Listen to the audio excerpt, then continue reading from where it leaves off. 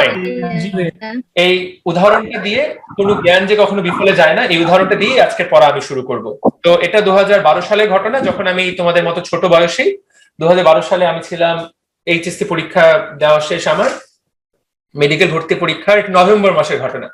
আমার মেডিকেল ভর্তি পরীক্ষা হয়েছিল 2012 সালে 23 নভেম্বর। তো এই ঘটনাটা মোস্ট প্রবাবলি মেডিকেল ভর্তি পরীক্ষার 7 দিন আগের ঘটনা। মেডিকেল ভর্তি পরীক্ষার আগে আমি বেশ অসুস্থ ছিলাম, টাইফয়েড এবং পক্স একসাথে দুইটা রোগে আক্রান্ত হই। সত্য কথা হচ্ছে শেষ 20 দিন আমি কিছুই পড়ি নাই ঠিক মতো, যেভাবে পড়ার কথা আমি আসলেই পড়ি নাই। এটা অনেকেই বলে যে চান্স পাওয়ার পরে সবাই চাপা মারা শুরু করে যে কোনো কিছু না পড়ি চান্স হয়েছে, এগুলো অনেকেই বলে, বাট বাস্তবতা হচ্ছে এটা আমার জন্য সত্য। শেষ 20 দিন আসলে একটা বাচ্চার যেরকম পড়ার কথা এরকম আমি কখনোই পড়ি নাই, মানে পড়ার সুযোগই পাইনি। প্রথম 7 দিন ছিল পক্স, পক্স ঠিক হওয়ার পর আবিষ্কার হলো টাইফয়েড। তো সেই সময়ের ঘটনা, যখন আমি পরীক্ষার আগে কিছুটা হলেও মন খারাপ, যে এই সময় যারা একদমই পড়ালেখা করে না তারাও প্রচন্ড পড়ালেখা করে আর আমি পড়তে পারতেছি না। তো সেই সময় আমার রুমমেট ছিল আমার বন্ধু শুভ, ও পরবর্তীতে কুয়েট থেকে পাশ করে ইঞ্জিনিয়ার হয়ে গেছে, এখন এলজিইডি তে চাকরি করে মোস্ট প্রবাবলি। শুভ আমাকে বললো, ও যেহেতু তুমি বুঝতেই পারছো আমার নাম তোফায়েল আহমেদ, তো এখানে একটা তোমরা আমাকে এই কথাটা বলো যে বঙ্গবন্ধুকে বঙ্গবন্ধু কে বানাইছে? তোফায়েল আহমেদ। তোফায়েল আহমেদ নামই, তাই না? তো 1900 কত সালে কত তারিখে? 1969 সালের 5 ফেব্রুয়ারি। 22 ফেব্রুয়ারি না, 23 March. 23 February. Okay fine, thank you. 1969 সালের 22 বা 23 তারিখটা একটু ভুল হচ্ছে, 22 বা 23। 23 ফেব্রুয়ারি বঙ্গবন্ধু শেখ মুজিবুর রহমান যখন আগরতলা ষড়যন্ত্র মামলা থেকে মুক্তি পান, তখন রেসকোর্স ময়দানে বিশাল জনসভার সামনে তখনকার ছাত্রলীগের তৎকালীন সভাপতি ছিলেন মোস্ট প্রবাবলি তোফায়েল আহমেদ, তিনি তাকে বঙ্গবন্ধু মানে বাঙালি জাতির বন্ধু বলে তাকে উপাধি দেন। তো ফাইন। তো ওই আমার ওই বন্ধুটা জানতো যে আমি শেখ মুজিবুর রহমানের ভক্ত বা আমি সেই আদর্শটা পছন্দ করি। তিনি তখন আমাকে তিনি আমার বন্ধু তখন আমাকে বললো, ঠিক আছে তুমি তো শেখ মুজিবুর অনেক বড় ভক্ত, দেখো আমার কাছে একটা ছবি আছে তোমাকে পাঠাই। তখন তোমাদের মনে থাক, তোমরা তো তখন একদম নাদান বাচ্চা, তখন ব্লুটুথের যুগ ছিল, আমার কাছে একটা ফোন ছিল, সেখানে ব্লুটুথ ছিল, ব্লুটুথ দিয়ে আমরা ছবি আদান প্রদান করতাম। এখন যেমন শেয়ার ইট, হোয়াটসঅ্যাপ, মেসেঞ্জার, এগুলোর নাম তখনকার মানুষ দুনিয়ার বুকে কেউই শুনে নাই এবং কেউ কল্পনাও করে নাই। তখন ব্লুটুথ দিয়ে আমরা আবিষ্কার মানে জিনিসপত্র আদান প্রদান করতাম। আমার বন্ধু আমাকে ব্লুটুথ দিয়ে বেশ কিছু ছবি দিল শেখ মুজিবুর রহমানের, এবং ছবিগুলো দেখলাম, দেখে আমি রেখে দিলাম। ওকে ফাইন, 7 দিন পরে মেডিকেল ভর্তি পরীক্ষা, এখন এই ছবি নিয়ে তো গবেষণা করার সুযোগ নাই। এরপরে মেডিকেল ভর্তি পরীক্ষার হলের কথা, এবং পরীক্ষার হলে আমি প্রশ্ন সলভ করতেছি, একটার পর একটা প্রশ্ন আসতেছে, আমি দাগায় চলে যাচ্ছি, যা মনে আসতেছে তাই দাগাচ্ছি, যেটাই প্রথমবার মাথায় আসতেছে সেটাই দাগাই দিচ্ছি আমি। একটা প্রশ্ন আমার চোখের সামনে আসলো যে নিচের জাতিসংঘের কোন মহাসচিব কখনো বাংলাদেশে আসেন নাই? তো প্রশ্নটা দেখে আমি প্রশ্নটা পড়েই একটু কষ্ট পাইলাম যে এই জিনিস আমি আসলে পড়ি নাই, মানে জাতিসংঘটা পড়া উচিত ছিল কিন্তু আমি ভালো করে পড়িনি। ভাবলাম যে এই জিনিসটা মনে হয় পারবো না, তো ভাবলাম যে ওকে পারবো না, ঠিক আছে অপশন গুলো তো পড়ে দেখি। তো অপশন দেখলাম, প্রথমে দেওয়া আছে কফি আনান। তোমরা তো কফি আনান নাম শুনছো তাই না? জি ভাইয়া। তো আমার মনে আছে আমি যখন ছোট তখন কফি আনান বাংলাদেশে আসছিল, শেখ হাসিনা ওনাকে যে কফি আনাইছিল সেটা মনে আছে। তখন আমি যখন পরীক্ষা দিচ্ছিলাম তখনকার জাতিসংঘের মহাসচিব ছিলেন বান কি মুন। তো এই বেটাতে পারলে তখন বাংলাদেশে আসে পড়েই থাকে, মানে এর কাজই হচ্ছে দিন দিনে ঘুরে বেড়ানো। তো এই বেটা আসছে, এতে আমার কোনো সন্দেহ নেই। তাহলে আমি ধরে নিলাম এরা দুজন আসছে, তাহলে অপশন হবে বাকি দুইটা, হয় একটা নাম দেওয়া ছিল উথান্ট, আরেকটা নাম দেওয়া ছিল কুর্ট ওয়াল্ডহেইম। এখন তো আমি তো মোটামুটি শিওর যে উত্তর হবে এই দুইটা, 50-50 চান্স কোনটা দাগাবো। যখন আমি এই চিন্তা করতেছি যে কোনটা দাগাবো, ঠিক সেই মুহূর্তে আমার একটা ছবির কথা মনে পড়লো। ওই যে আমার বন্ধু কয়েকদিন আগে আমাকে একটা ছবি দিছিল, মানে কয়েকটা ছবি দিছিল বঙ্গবন্ধুর, একটা ছবির কথা মনে পড়লো যেখানে শেখ মুজিবুর রহমান একটা চেয়ারে বসে আছে, পাশে আরেকটা বিদেশি আরেকটা চেয়ারে বসে আছেন, এবং পিছনে আমাদের জাতীয় যে মনোগ্রামটা, আমাদের শাপলা, তারপরে দুই পাশে দুইটা ধানের শীষ, ওই মনোগ্রামটা। এবং আমার মনে পড়লো যে উপরে লেখা ছিল ওয়ার্ল্ড হেইম। হ্যাঁ, মানে আমি তখন বুঝতে পারি নাই যে ওয়ার্ল্ড হেইম মানে কি। যখন এই প্রশ্নটা আমি পরীক্ষা হলে আবিষ্কার করলাম তখন বুঝলাম যে এই ব্যাটার নাম ওয়ার্ল্ড হেইম নিশ্চয়ই, এবং নিশ্চয়ই এই ছবিটা জন্ম হয়েছে কারণ এই ব্যাটা নিশ্চয়ই বাংলাদেশে আসছিল, এবং না হলে তো বঙ্গবন্ধুর সাথে বসে পিছনে আমাদের মনোগ্রামওয়ালা ছবি থাকবে না। আমি মোটামুটি শিওর হয়ে নিলাম এবং শিওর হয়ে আমি দাগাই দিলাম, কি দাগাইলাম? উথান্ড। এবং ভাই এত চিন্তা করার সময় থাকে? দাগাই দিলাম হইলো উথান্ড। এবং বিষয়টা হচ্ছে যে উথান দাগাই দিয়ে এসে আমি পরীক্ষা হল থেকে এসে 2টা এমসিকিউ মিলাইছিলাম। আমি পরীক্ষাতে শিওর ছিলাম যে আমি চান্স পাচ্ছি, দারুণ ভাবে চান্স পাচ্ছি, মোটামুটি 100% শিওর ছিলাম চান্স আমি পাবোই। এবং আমার মনে আছে যে বের হয়ে আমার আব্বা আমাকে জিজ্ঞাসা করছিলেন যে বেটা রেজাল্ট বেটা কেমন দিলা। আমি বলছিলাম আমি ঢাকা মেডিকেল কলেজেই চান্স পাবো যদি আমার চেয়ে 200 জন ভালো পরীক্ষা না দেয়। আমি আমার পরীক্ষা খুব ভালো দিছি, তো আমি একটা সেফ অ্যান্সার দিছিলাম, কারণ আমি তো ভালো পরীক্ষা দিছি, এখন বাকিরা যদি আমার চেয়েও ভালো দেয় তাহলে তো সমস্যা, তাই কিনা? তো দেখা গেছিল যে আমার চেয়ে 200 জন ভালো পরীক্ষা দেয়নি, আমার চেয়ে মাত্র 4 জন ভালো পরীক্ষা দিছিল। পরে আমি চান্স পাই। তো বাসায় এসে আমি 2টা জিনিস মিলাইছিলাম, বইটা বের করলাম, আমার কাছে একটা কি বই ছিল, আজকে নতুন বিশ্ব। নতুন বিশ্ব খুঁজলাম, যে নতুন বিশ্বে একটা সুন্দর বক্স দেওয়া আছে বাংলাদেশে ভ্রমণকারী জাতিসংঘের মহাসচিব বৃন্দ, ওখানে দেখলাম উথান্টের নাম নাই এবং এত খুশি হয়েছিলাম আমি তোমাদেরকে কি বলবো। তারপরেই আরেকটা প্রশ্ন যেটা আমি দাগাই এসছি আন্দাজের উপরে, ও 10 20 30 40 করে, ওইটা দাগাইলাম এবং ওইটা যখন দেখলাম যে ওইটা আমার ভুল হয়েছে, তারপর দেখলাম আর মিলাবার সাহস পাইলাম না, যে এবার ভুল শুরু হলো আর মিলাবো না। তো আন্দাজে দাগাইছিলাম কিছু, তার মধ্যে U Thant was one of them. এবং এটা আন্দাজে দাগালেও আমার ওই যে জ্ঞানটা, ওই ছবির জ্ঞানটা আমার দারুণ ভাবে কাজে আসছে। আর যে জিজ্ঞাসা করলা যে এত সময় থাকে কিনা, এই চিন্তাটা করতে কতটুকু সময় লাগে, এই চিন্তা করতে হাইয়েস্ট কয়েক মিলি সেকেন্ড সময় লাগবে, 1 সেকেন্ড সময়ও লাগবে না। তোমার ব্রেন কিন্তু বর্তমান পৃথিবীর সবচেয়ে সুপার কম্পিউটারের চেয়েও আমাদের মানুষের ব্রেন কিন্তু ফাস্ট। আমাদের ব্রেনের পুরোটা আমরা কাজে লাগাতে পারি না। তো তোমার ব্রেনের এই পুরো জিনিসটা কোরিলেশন করতে মিলি সেকেন্ড সময় লাগবে, মিলি সেকেন্ড। তো প্রশ্নটা অপশন গুলা পড়ার 1 সেকেন্ড পরে আমি জানতাম যে আমাকে উথান্ট দাগাইতে হবে। এর একটাই কারণ, আমার কাছে আগে একটা রেফারেন্স ছিল ওই ছবিটা। তো মনে রাখবা, কোনো জ্ঞানী ফেলনা নয়, অঙ্ক করে শেষ করে দিতে হবে। এবং যতটুকু সময় আছে ভর্তি পরীক্ষার আগের দিন পর্যন্ত, আমি এটা সবসময় মনে রাখতাম যে পরীক্ষা হলে ঢোকার আগের মুহূর্তে পর্যন্ত যদি কোনো জ্ঞান আমি আহরণ করতে পারি সেটাই আমার লাভ। পরীক্ষা দেওয়ার পরে আসলে আর কোনো জ্ঞান আহরণ করে লাভ খুব একটা লাভ নেই। তো পরীক্ষা দেওয়ার আগ পর্যন্ত যা শেখা সম্ভব শিখতে থাকতে হবে কন্টিনিউয়াস, এবং ভুল করলে সেটা সাথে সাথে শিখে নিতে হবে। আমি কি বোঝাতে পারলাম? জিনিসটা মজার না? জি ভাইয়া। কোন তথ্য কখন কোন তথ্য কখন কাজে লাগবে এবং সব জিনিস যে ভর্তি পরীক্ষায় পড়া থেকেই আসবে সেটা নাও হতে পারে। কোন তথ্য জীবনে কখন তুমি জানবা, ইউ জাস্ট নেভার নো। ঠিক আছে, ভাইয়া আমাদের এইচডব্লিউটার অ্যাক্সেস দিয়ে দিলেন, মানে হচ্ছে সাবমিট করেছিলাম পেজে। ও আমি অনেকগুলা অ্যাডমিট করেছি, কয়েকটা করা হয়নি, সেটা আমি করে দিচ্ছি। ঠিক আছে, ওকে আমি করে দিব, সময় পেলে করে দিব। তো আজকে পড়া শুরু করি। একটা লার্নিং দিলাম যে মনে রাখবা 7টায় হয়, সন্ধ্যা 7টা থেকে প্রতিদিন। হ্যাঁ হ্যাঁ, একই টাইমে ক্লাস হবে, একই টাইমে। তো আমি একটা লার্নিং দিয়ে দিলাম তোমাদেরকে, যে মনে রাখবো কোনো জ্ঞানই ফেলনা না, জীবনের কখনো না কখনো কোনো না কোনো জ্ঞান 100% কাজে লাগবে। অন্তত আমারটা লাগে, এবং আমি যাদের সাথে কথা বলছি ওরা বলে যে ওদেরটাও অ্যাকচুয়ালি লাগে। আমি অনেকেরটা একসেপ্ট করে দিলাম, কি সুন্দর, অনেক সুন্দর সুন্দর ছবি আঁকছে অনেকে। আমি অবশ্যই সময় করে চেষ্টা করবো সবার ছবিতে কার কি কমেন্ট, কার কে কেমন আঁকছো। অনেকে খুব দারুণ দারুণ ছবি আঁকছো। আশা করি তোমরা সবাই এখন রুই মাছের রক্ত সংগ্রহণ খুব ভালো পারো, আমার চেয়েও ভালো পারবা, এবং তোমরা ভবিষ্যৎ যখন পড়াবা আমার চেয়েও ভালো পড়াবা রুই মাছের রক্ত সংগ্রহণ। তো আজকে আমরা রক্ত পড়বো।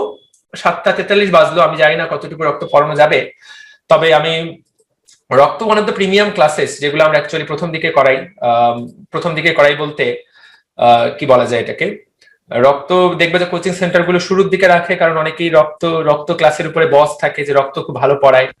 আমি এখন আর রক্ত প্রথম দিকে রাখি না, সময় যখন থাকে তখনই আমি রক্ত পড়াই, সুযোগ পাইলে তখনই রক্ত পড়ানো হয়। তো মনে রাখতে হবে রক্ত সবচেয়ে ইম্পর্টেন্ট চ্যাপ্টার এই অর্থে 2010 সালে মেডিকেল ভর্তি পরীক্ষায় রক্ত থেকে 10টা প্রশ্ন আসছিল। পুরো বায়োলজিতে প্রশ্ন আসে 30টা, এর মধ্যে 15টা আসে প্রাণী বিজ্ঞান থেকে, 15টার মধ্যে 10টাই ছিল 2010 সালে মেডিকেল ভর্তি পরীক্ষায়। অধ্যায়ের নাম কি নাম? রক্ত থেকে। এবং মেডিকেল ভর্তি পরীক্ষা হবে এবং রক্ত থেকে প্রশ্ন আসবে না, ওটা আসলে মেডিকেল ভর্তি পরীক্ষা যাতেই উঠেনি। তো এটা এমন একটা চ্যাপ্টার, আমি আজকে যেটা পড়াবো এখান থেকে কমপক্ষে 2 মার্ক তুমি কমন পেতে যাচ্ছ ভবিষ্যতে সকল পরীক্ষায় যেখানে বায়োলজি আছে। আমি আজকে যা পড়াবো এখান থেকে 2 মার্ক তুমি কমন পেতে যাচ্ছ। 2 মার্ক কখন কমন পাবা? তুমি যখন পুরোপুরি ভালো মতো এই চ্যাপ্টারটা আমার সাথে শেষ করবা। তাহলে আমরা কি পড়া শুরু করব? জি ভাইয়া। জি ভাইয়া। ওকে, ঠিক আছে, অনেক জোরে চিৎকার করেছো। আমরা তাহলে পড়া শুরু করতেছি।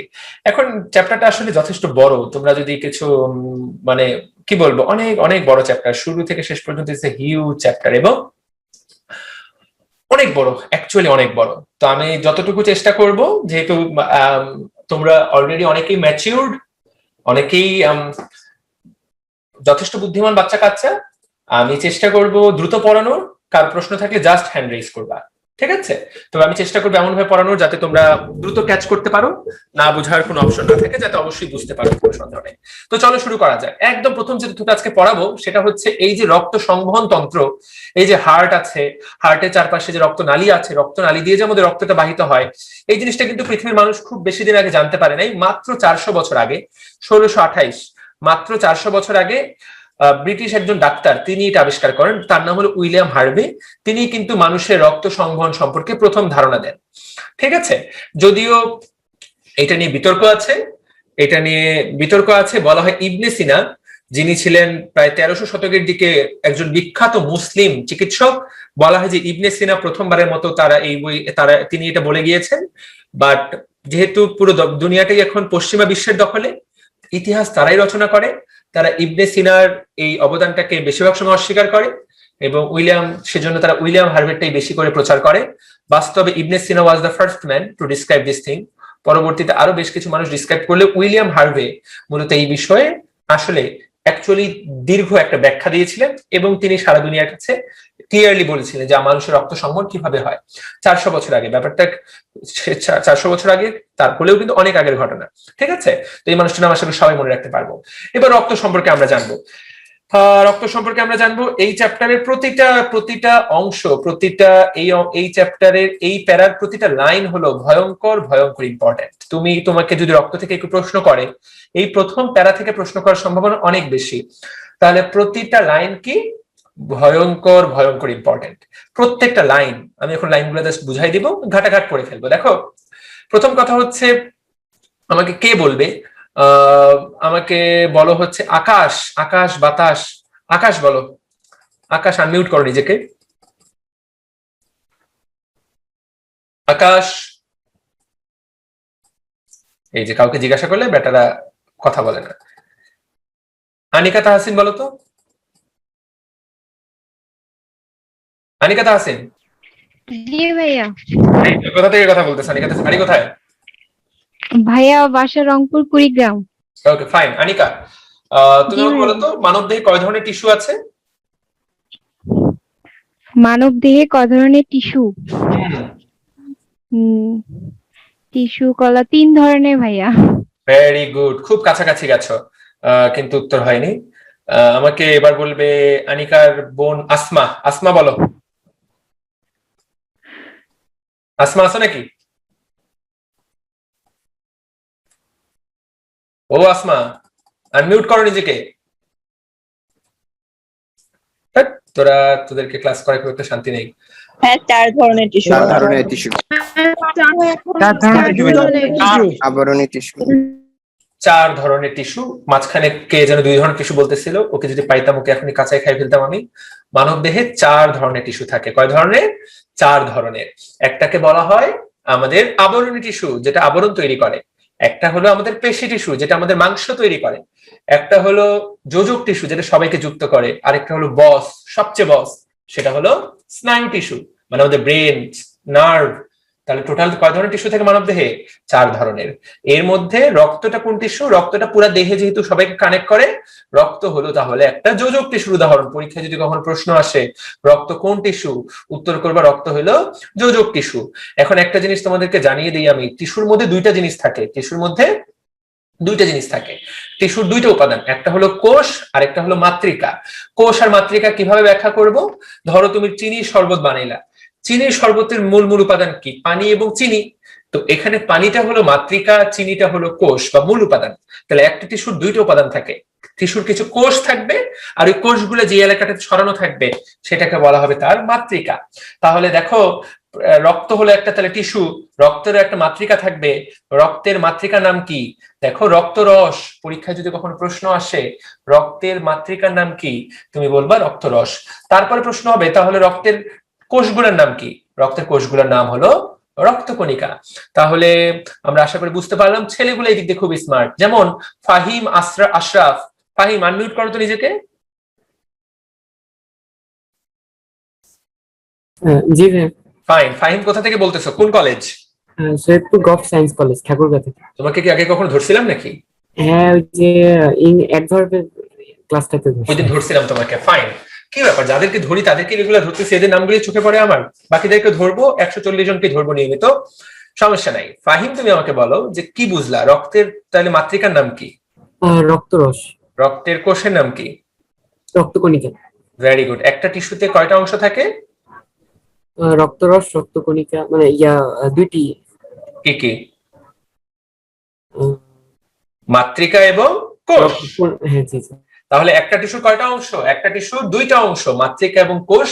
যেহেতু রক্ত একটা টিস্যু, তাহলে রক্তের দুইটা অংশ, মাতৃকা এবং কোষ। আশা করি সবাইকে আমি ক্লিয়ারলি বুঝাতে পেরেছি, রাইট? ঠিক আছে। এখন এই যে রক্ত আমাদের দেহের মোট ওজনের 8%, তার মানে তোমার ওজন যদি 100 কেজি হয়, তোমার শরীরে কতটুকু রক্ত থাকবে? তোমার শরীরে রক্ত থাকবে 8 কেজি, তাই তো? এটাই তো হিসাব, মোট ওজনের 8%। তো 100 কেজি মানুষের শরীরে 8 কেজি রক্ত থাকে, 70 কেজি মানুষের শরীরে তাহলে কয় কেজি রক্ত থাকবে? সহজ হিসাব, যে একদম 8% করলে উত্তর পেয়ে যাবা। রক্তের পিএইচ পরীক্ষার জন্য ভয়ঙ্কর ভয়ঙ্কর ইম্পর্টেন্ট, 7.35 থেকে 7.45। এইটা তুমি যদি না পারো বুঝবা যে তোমার চান্স পাওয়ার কোনো যোগ্যতা নাই। রক্তের তাপমাত্রা মানে আমাদের শরীরের তাপমাত্রা। আমরা বলি না আমাদের শরীরের নর্মাল তাপমাত্রা কত, ওই নর্মাল তাপমাত্রাটা অ্যাকচুয়ালি রক্তের তাপমাত্রা, এবং এটা রাখার জন্যই আমাদের এত বেশি পরিশ্রম করতে হয়। 2 নম্বর কথা, রক্তের গুরুত্ব কি? গুরুত্ব মানে ঘনত্ব, সহজ বাংলায়। রক্ত পানির ঘনত্ব হলো 1.00, তার রক্তের ঘনত্ব 1.065। তাহলে তোমার কাছে যদি প্রশ্ন আসে কোনটির গুরুত্ব বেশি, রক্ত নাকি পানি? গুরুত্ব বলতে ঘনত্ব, আপেক্ষিক গুরুত্ব, রক্তের আপেক্ষিক গুরুত্ব বেশি। রক্তের স্বাদ কি? রক্তের স্বাদ নোনতা। আশা করি দুনিয়ার সবাই জীবনে একবার না একবার রক্তের স্বাদ নিয়েছো। আঙ্গুল কাটা গেছে এবং মুখে দাওনি এমন লোকজন খুব কম পাওয়া যাবে। রক্তের স্বাদ একটা নোনতা। প্রশ্ন হতে পারে রক্তের স্বাদ কেন নোনতা? কারণ রক্তে কি থাকে? রক্তে অজৈব লবণ থাকে। এখন তুমি প্রশ্ন করবে ভাই অজৈব লবণটা আবার কি? যেদিন জৈব যৌগ পড়াবো তখন জৈব লবণ সম্পর্কে আইডিয়া পাবা। তাহলে জৈব লবণের বাইরে যা আছে সবই অজৈব লবণ, যেমন সোডিয়াম ক্লোরাইড, পটাশিয়াম ক্লোরাইড, এগুলাকে বলে অজৈব লবণ। এবং দ্যাটস ইট। এখানে যে তথ্যগুলো পড়ালাম এর মধ্যে আরেকটা তথ্য হচ্ছে 5 থেকে 6 লিটার রক্ত আমাদের পুরো শরীরে থাকে। প্রত্যেকটা তথ্য কি ভয়ঙ্কর ভয়ঙ্কর ইম্পর্টেন্ট। আশা করি এগুলো সবাই মনে রাখতে পারবা, না পারার কোনো কারণ নেই। ঠিক আছে, এইবার রক্তের উপাদান। এখানে একটা অসাধারণ সুন্দর ফ্লো চার্ট দেওয়া আছে। একবার পড়াবো একটা জিনিস, দুইবার কিন্তু পড়াবো না। এবং আমি এইটুকু বলতে পারি রক্তের ক্লাস যে মন দিয়ে করবে তার রক্ত চ্যাপ্টার থেকে বিন্দু মাত্র ভয় তার লাগবে না, সেই রক্তের চ্যাপ্টারের উপর পুরোপুরি বস হয়ে যাবে।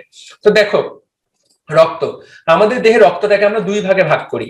তো 2 ভাগে যখন ভাগ করা হয়, ভাগটা কিভাবে করা হয়? তুমি যখন এই যে তাকায় দেখো, এইটা একটা রক্ত, এটা একটা টেস্ট টিউব। টেস্ট টিউবে ধরো আমার রক্তটা আমি নিয়েছি, নেওয়ার পরে এই রক্তটাকে একটা যন্ত্রে বসানো হয়। যন্ত্রটাকে বলা হচ্ছে সেন্ট্রিফিউগাল যন্ত্র। সেন্ট্রিফিউগাল যন্ত্রটা দেখতে কেমন? এটা দেখতে কেমন সেটা তো আমি তোমাদেরকে চাইলেই দেখাতে পারি। সেন্ট্রিফিউগাল যন্ত্রটা দেখতে কেমন? সেন্ট্রিফিউগাল যন্ত্র, সেন্ট্রিফিউগাল পাম্প আমি তোমাদেরকে চাইলেই দেখাতে পারি।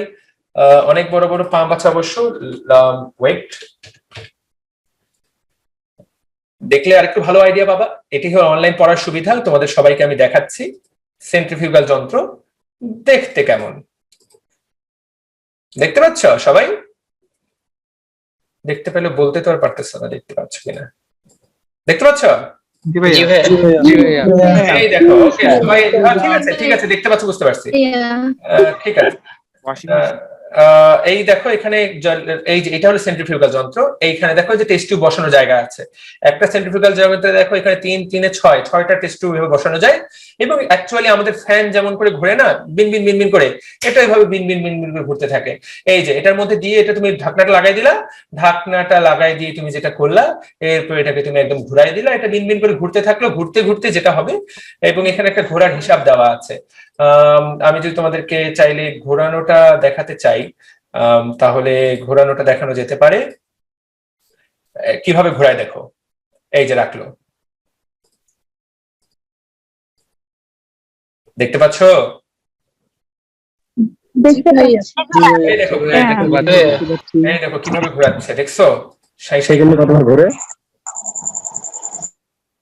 এই যে ঘুরে একদম সাইজ করে ফেললো, রক্তটাকে এভাবে ঘুরাইলো। ঘুরাবার পরে কি হয়, রক্ত থেকে তাহলে এইখানে একটা ভিডিও দেওয়া আছে, এই যে দেখো এইটা কোন বাচ্চা দেখাচ্ছে। আচ্ছা, এই ভিডিওতে আমরা যাবোই না, আমরা তাহলে দেখলাম যে এভাবে ঘুরায়। আচ্ছা, তো মেইন যে ভিডিও যেখানে পড়তেছিলাম সেখানে যাই, না অনেক টাইম চলে যাবে। তো এইভাবে ঘুরানোর পরে তুমি যদি এইভাবে ঘুরাও, কতবার ঘুরাবা সেটাও তোমার বইয়ে বলে দেওয়া আছে। কতবার ঘুরাবা এইভাবে তুমি, এখন আর বলা নেই, আগে বলেছিল, এটা বলা ছিল আগে 30 মিনিটে 300 বার ঘুরাইতে হবে। তার মানে 30 × 300, 30 মিনিট ধরে ঘুরাইতে হয়, 30 মিনিট, এবং প্রতি মিনিটে 300 বার। ঠিক আছে, তাহলে 30 × 300, তার মানে মোটামুটি 3000 সার্কেল এটা গিন গিন করে ঘুরবে। তুমি যখন এভাবে ঘুরাবা, ঘুরানোর পরে তোমার রক্তটা এরকম দুই ভাগে ভাগ হয়ে যাবে। উপরের অংশটাকে বলা হবে রক্তরস এবং নিচের অংশটাকে বলা হবে রক্তকণিকা। তাহলে রক্তরস কত লেখা আছে? রক্তরস লেখা আছে 55%। তাহলে আমরা বললাম যে রক্তের দুইটি উপাদান থাকে, একটা হলো রক্তের মাতৃকা, আরেকটা হলো কি, রক্তের কণিকা। তো এই যে রক্তের মাতৃকা আলাদা হয়ে গেল, বাকি অংশটুকু কি বলা হচ্ছে? রক্তের কণিকা। তো রক্তের কণিকা বাকিটুকু কত? 45% রক্তের কণিকা হবে কতটুকু? বাকি 45% রক্তের কণিকা। তো এইরকম আলাদা হয়ে যায়। এখন যখন আলাদা হয়ে যায় তাহলে টোটাল কত হলো? 100%। আমরা দেখো এটাই বলবো যে রক্তরস বা প্লাজমা হলো 55%, রক্ত কণিকা হলো 45%, দুই ভাগে ভাগ হয়ে যায়। এবং রক্ত কণিকা গুলা তাদের ওজনের জন্য নিচের দিকে থাকে, রক্তরসটা উপরের দিকে থাকে। পরীক্ষায় কিন্তু এই ছবিটি আসতে পারে। মাঝখানের যে অংশটুকু, এই জায়গায় থাকে অনুচক্রিকা এবং শ্বেত রক্তকণিকা, যেটা অ্যাকচুয়ালি মোট 100%-এর 1%, বাকি 44% হলো লোহিত রক্তকণিকা। তো এখান থেকে আমরা এখন এটা পড়ি নাই, তবে তোমরা অনেকেই জানো যে আমাদের শরীরে 3 ধরনের রক্তকণিকা থাকে, লোহিত রক্তকণিকা, শ্বেত রক্তকণিকা, অনুচক্রিকা। তার মধ্যে 44% হলো লোহিত রক্তকণিকা, বাকি 1% হলো শ্বেত রক্তকণিকা এবং অনুচক্রিকা। তো পরীক্ষায় প্রশ্ন আসতে পারে যে রক্তরস এবং লোহিত রক্তকণিকার মাঝখানে কোন কোডটা থাকে? মাঝখানে থাকে এইটা। ঠিক আছে, অ্যাকচুয়ালি এই কোডটাকে বলা হয় বাফি কোড।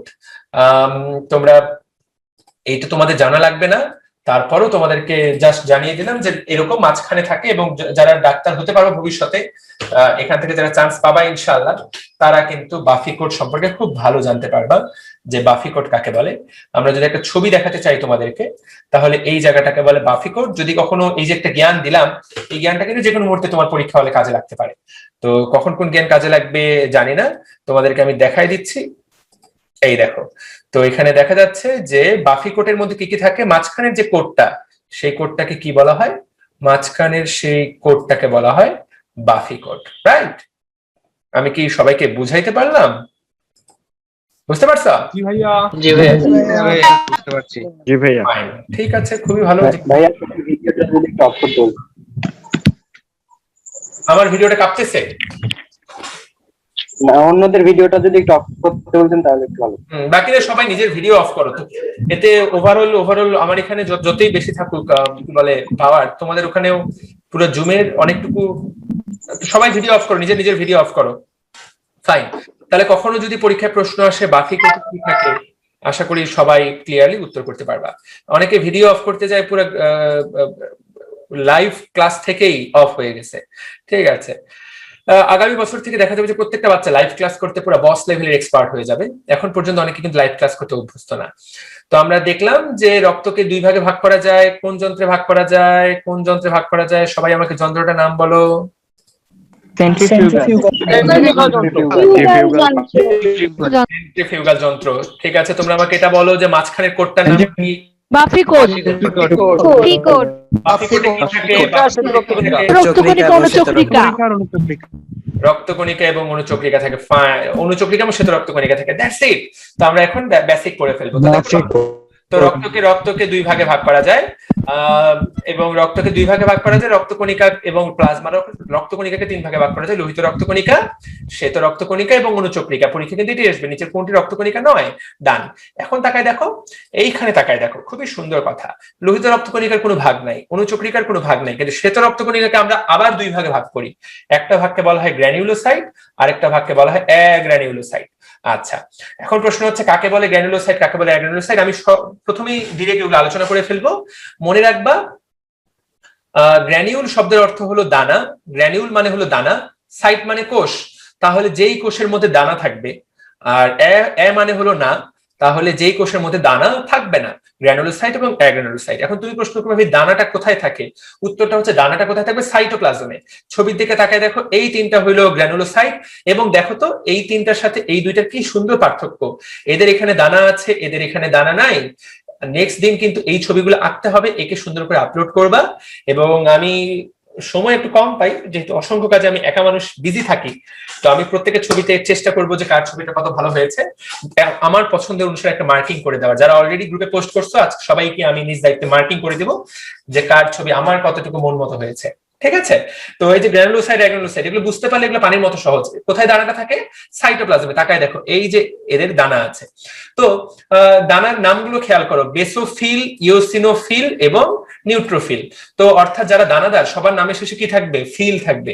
এটা তুমি এভাবে মনে রাখতে পারো, আরেকভাবে মনে রাখতে পারো, তোমার হাতে যদি আমি একটা দানা দেই, তোমার হাতে আমি কিছু দানা দিলাম, তুমি দানাটা ফিল করতে পারবে না ধরে? তো যখন তুমি দানা ফিল করতে পারো, তার মানে যে সকল রক্তকণিকা দানাদার তাদের নামে শেষে ফিল থাকবে। তাহলে ইওসিনোফিল, নিউট্রোফিল এবং বেসোফিল। আর দানা নাই কোনগুলার? দানা নাই হলো লিম্ফোসাইট এবং মনোসাইট। তাহলে মনে রাখতে হবে, মলি এমন একটা মেয়ে, ম দিয়ে মনোসাইট, লি দিয়ে লিম্ফোসাইট। মলি এমন একটা মেয়ে যার মুখে কোনো ধরনের ব্রণ বা দানা নাই, একদম রূপচর্চায় আভিজাত্য নিয়ে আসে সে, ওর মুখে কোনো ব্রণ নাই, ব্রণ বা দানা নাই। এই তো, তাহলে আশা করি মনে রাখা যাবে শ্বেত রক্তকণিকাগুলো আমরা কিভাবে মনে রাখবো। একটা হলো মলি, আর একটা হলো দানাটা হাতে নিলে ফিল করা যাবে, দ্যাটস ইট। তো পরীক্ষা প্রশ্ন আসবে, নিচের কোনটি অ্যাগ্রানুলোসাইট, মনোসাইট, লিম্ফোসাইট, নিচের কোনটি গ্র্যানুলোসাইট, ইওসিনোফিল, বেসোফিল, নিউট্রোফিল। ওকে, যারা ক্লাস করছো, এম আই ক্লিয়ার? আমি কি বোঝাতে পেরেছি? জি ভাইয়া। জি ভাইয়া। জি ভাই। গ্রেট, রাইট, ফাইন, ওকে। এইবার হচ্ছে যে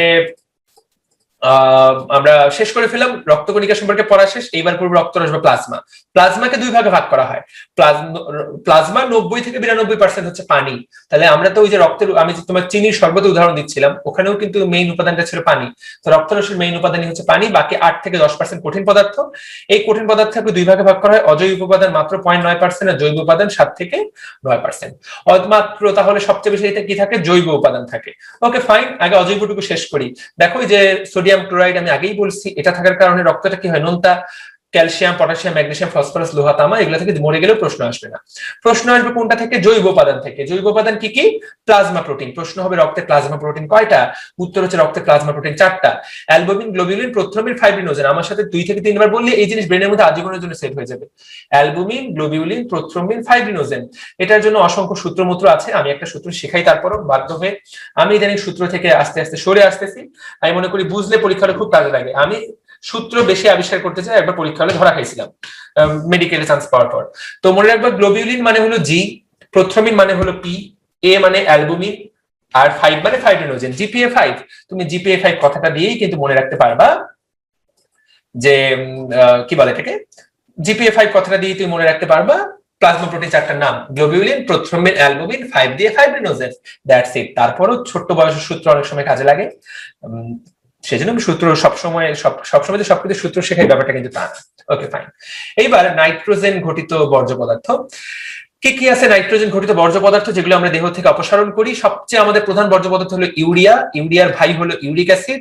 এছাড়া আমরা অ্যামোনিয়া, সবার মাদার এই যে ইউরিয়া, ইউরিক অ্যাসিড, এগুলো জন্ম কোথা থেকে হয়? মূলত ইউরিয়ার জন্ম হয় অ্যামোনিয়া থেকে, দ্যাটস ইট। এছাড়া ক্রিয়েটিনিন, জেনথিন, এগুলো কিন্তু সব বর্জ্য পদার্থ। এছাড়া অন্য গ্লুকোজ পদার্থ, আমরা অন্যান্য পদার্থ কি থাকে রক্তে? Glucose, lipid, hormone, enzyme. অর্থাৎ এগুলো তো আমাদের বেঁচে থাকার জন্য ফর্জে আইন। গ্লুকোজ বলো, লিপিড বলো, হরমোন বলো, এনজাইম, এগুলো সব কিসের মধ্যে পরিবাহিত হয়?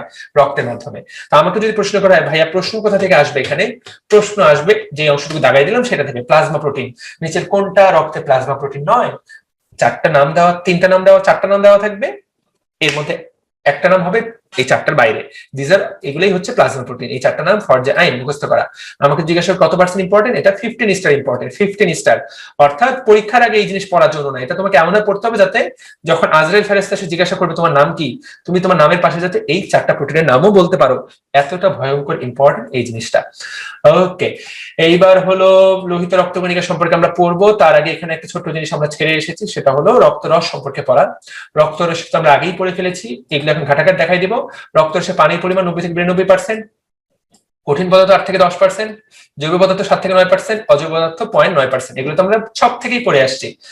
অজৈব পদার্থ কি কি থাকে এগুলো তো আমরা ছক থেকেই পড়ে আসছি। এই জিনিস পড়াও যা না পড়াও তা, পরীক্ষায় প্রশ্ন আসবে না। প্রশ্ন আসবে প্লাজমা প্রোটিন, এইখান থেকে। কয়টা প্লাজমা প্রোটিন? 4টা। এই 4টা জৈব পদার্থের মধ্যে প্লাজমা প্রোটিনের পরিমাণ কতটুকু? 7.5%। এটা হলো একটা এক্সট্রা তথ্য যেটা তুমি মাত্র জানলা। বাকি কোনো কিছু আমি দাগাইয়ে দিব না, কারণ বাকি কোনো কিছু পড়ার দরকারই নাই। রক্তরসের কাজ কি?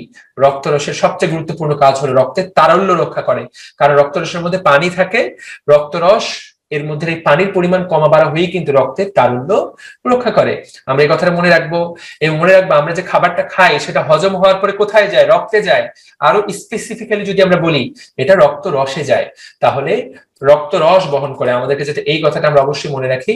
খাদ্য সার, তার খাদ্য সার রক্ত রসে দ্রবীভূত হয়। আমরা যাতে 100 এই কথাটুকু অবশ্যই এটা মনে রাখি, রাইট? তাহলে খাদ্য সার বহন করে। আর কি বহন করে? ময়লা পদার্থগুলো, বর্জ্য পদার্থ বহন করে। আর কি বহন করে? অল্প পরিমাণে অক্সিজেন বহন করে, বেশি পরিমাণে কার্বন ডাই অক্সাইড বহন করে। তাহলে অধিকাংশ কার্বন ডাই অক্সাইড এবং অল্প অক্সিজেন। আমরা যখন শ্বসন চ্যাপ্টারটা পড়বো তখন তুমি আবিষ্কার করবা কেন অল্প অক্সিজেন বলা হচ্ছে। তাহলে রক্তরস দিয়ে মূলত কোনটি বাহিত হয়? পরীক্ষা যদি আসে মনে রাখবো, মূলত কার্বন ডাই অক্সাইড বাহিত হয়, অক্সিজেন কম বাহিত হয়। আচ্ছা, এই জিনিসগুলো কেন পড়াচ্ছি? এগুলা পরীক্ষার সময় লেস ইম্পর্টেন্ট। মেডিকেল ভর্তি পরীক্ষা আসার সময় খুবই কম, রিটেন প্রশ্নে আসতে পারে, সেজন্য আমি এটা একটু ডিটেইল পড়াচ্ছি। আর বুঝতেও একটু সহজ হয়, যাতে একটু জিনিস বইটা ভালো করে পড়লে এই জ্ঞানটা অন্য জায়গায় কাজে লাগবে। এই যে 4 এবং 5 নম্বর পয়েন্ট, এই জ্ঞানটা শ্বসন অধ্যায়ে গিয়ে কাজে লাগবে। ঠিক আছে, রক্তের মাধ্যমেই কিন্তু আমাদের হরমোন, এনজাইম, লিপিড এই সব কিছু বাহিত হয় রক্ত রসের মাধ্যমে, মনে থাকবে? ঠিক আছে। এবং আর কি বহন করে? এটা আর মনে রাখতে হবে, তাপ শক্তিকে সমগ্র দেহে বহন করে দেহের তাপের সমতা রক্ষা করে। তো এখান থেকে অ্যাকচুয়ালি এই ধরনের প্রশ্ন আসবে না। হাইয়েস্ট প্রশ্ন আসতে পারে রক্ত তারল্য নিয়ন্ত্রণ করে কোনটা? উত্তর হবে রক্তরস। আশা করি আমি সব, আমাকে একটু বলো ফারিয়া নুসরাত, আনমিউট করো নিজেকে। ফারিয়া নুসরাত,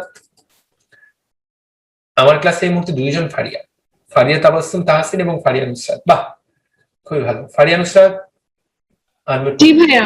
ইয়েস, আমি স্পিড ঠিক আছে? তুমি বুঝতে পারতেছো আমার কথা? জি ভাইয়া, কিন্তু ভাইয়া সিস্টেমের সাউন্ডটা একটু স্লো ভাইয়া, আসছে না। আর একটু ভালো ভাইয়া, স্পিড ঠিক আছে? ওকে, সাউন্ড ঠিক আছে কিনা সেটা বলো। জি ভাইয়া ঠিক আছে। ভাইয়া এবার সাউন্ডটা চলে গেছে। এইবার? ও, সাউন্ডই নাই। হ্যালো হ্যালো,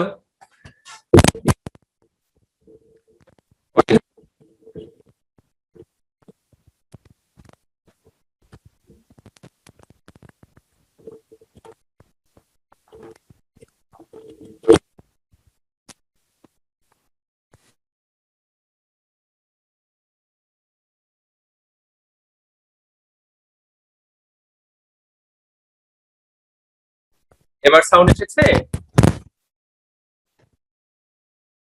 সাউন্ড কি আসছে? জি আসছে। ঠিক আছে। আরে ক্লিয়ারই বুঝতে পারি না, আমি তোমাদেরকে মিউট করে রাখছি, আমি বুঝতে পারি নাই। সাউন্ড ক্লিয়ার আসছে? জি ভাইয়া ঠিক আছে।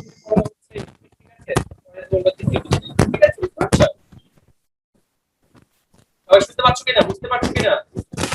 এখন সাউন্ড প্রবলেম হচ্ছে। প্রবলেম করতেছে। এখন আটকে যাচ্ছে। আগে সাউন্ড ভালো ছিল, ফারিয়া আগে ভালো ছিল, এখন কেমন ভাইয়া আগেই ভালো ছিল। কি বলো?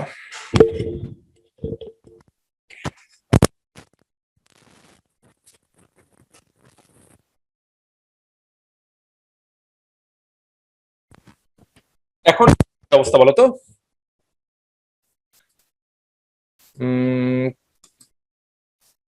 এখন কি অবস্থা? এখন ঠিক আছে। মানে সবাই যখন একসাথে কথা বলে তখন তো আমার তো 12টা বাজে যায়। ওকে, এখন ঠিক থাকলে ওকে, ফাইন। সো আশা করি সবাই বুঝতে পারছো। আমরা কিন্তু এই পুরো জিনিসটা, আশা করি আমরা কিন্তু পুরো জিনিসটা পড়ে শেষ করে দিলাম। এবং আবারও বলতেছি, এই চ্যাপ্টার যে মন দিয়ে পড়বে এই চ্যাপ্টারের উপর তার পুরোপুরি দখল চলে আসবে। এবার রক্তকণিকা, এবার আমরা রক্তকণিকা সম্পর্কে পড়বো। সবার আগে মনে রাখবো, আমরা যখন রক্তকণিকা সম্পর্কে পড়বো আমরা কিন্তু রক্তের কর্পাসেলস, এবং এই টার্মটা কর্পাসেলস কথাটা মনে রাখবো, এদেরকে কিন্তু রক্তকণিকা বলা হয়, ব্লাড সেল না। এদেরকে কিন্তু ব্লাড কর্পাসেল বলা হয়, এই কথাটা যাতে আমরা অবশ্যই মনে রাখি। এরা কিন্তু ব্লাড সেল বলা হয় না, অবশ্যই এটা মনে রাখবা। আরবিসি মানে কিন্তু রেড ব্লাড কর্পাসেল, কর্পাসেল কথাটা মনে রাখাটা সবচেয়ে গুরুত্বপূর্ণ। ওকে, আচ্ছা, রক্তকণিকা খুবই গুরুত্বপূর্ণ কথা, 2 নাম্বার লাইন, এটা অনেকের বইয়ে হয়তো বা নাই। রক্তকণিকা তৈরির প্রক্রিয়াকে কি বলা হয়? হিমাটোপোয়েসিস। আজীবনের জন্য মনে রাখবা, হিমাটো শব্দটার অর্থ হিমাটোপোয়েসিস। তাকায় দেখো, হিমাটো কথাটার অর্থ হলো, হিম কথাটা যেখানেই পাবা ভবিষ্যতে, হিম মানে রক্ত, আর পোয়েসিস মানে তৈরি, ভবিষ্যতে পোয়েসিস যেখানে পাবা, পোয়েসিস মানে তৈরি করা। তাহলে হিমাটোপোয়েসিস শব্দের অর্থ কি? হিমাটোপোয়েসিস শব্দের অর্থ হলো রক্ত তৈরি করা। তো আমরা যাতে অবশ্যই এটুকু মনে রাখি যে হিম মানে রক্ত, পোয়েসিস মানে তৈরি করা, তাহলে রক্ত তৈরি করার প্রক্রিয়াকে বলা হয় হিমাটোপোয়েসিস। এখন তোমরা প্রশ্ন করতে পারো যে ভাই এদেরকে রক্তের কোষ কেন বলা হচ্ছে, রক্তের কণিকা কেন বলা হচ্ছে? কারণ এরা স্ববিভাজিত হয়ে সৃষ্টি হয় না বলে এদেরকে কণিকা বলা হয়। অর্থাৎ যেমন কিভাবে তোমাকে এটা ব্যাখ্যা দিব, আমার ত্বকের একটা কোষ একবার জন্ম হওয়ার পর কিন্তু সে বিভাজিত হয়ে আরো একটু নতুন নতুন কোষে তৈরি হয়, কোষে পরিণত হয়। কিন্তু একটা আরবিসি একবার তৈরি হওয়ার পর সে যখন একবার রক্তে চলে আসে, সে কিন্তু আর নতুন কাউকে জন্ম দেয় না, সে নিজে 120 দিন পরে মারা যায়। তো কোষের সবচেয়ে গুরুত্বপূর্ণ একটা বৈশিষ্ট্য হলো এই বৈশিষ্ট্যটা, সে আর বিভাজিত হয় না। সেই জন্য মূলত তার, এবং কোষের অন্যান্য অনেক বৈশিষ্ট্য এর নাই, যেহেতু কোষের অসংখ্য বৈশিষ্ট্য নাই, সেজন্য এদেরকে কোষ বলা হয় না, এদেরকে কণিকা বলা হয়। আচ্ছা, তো আমাদের রক্তকণিকা 3 ধরনের, আমরা সবাই জানি, লোহিত রক্তকণিকা, শ্বেত রক্তকণিকা, এবং আরেকটা হলো কি অনুচক্রিকা। তো এগুলো কিন্তু সব বাংলা নাম। তোমাদেরকে আমি বলে দিই, প্রত্যেকটারই কিন্তু 3টা করে নাম আছে, একটা বাংলা নাম, একটা ইংরেজি নাম, আর একটা ল্যাটিন নাম।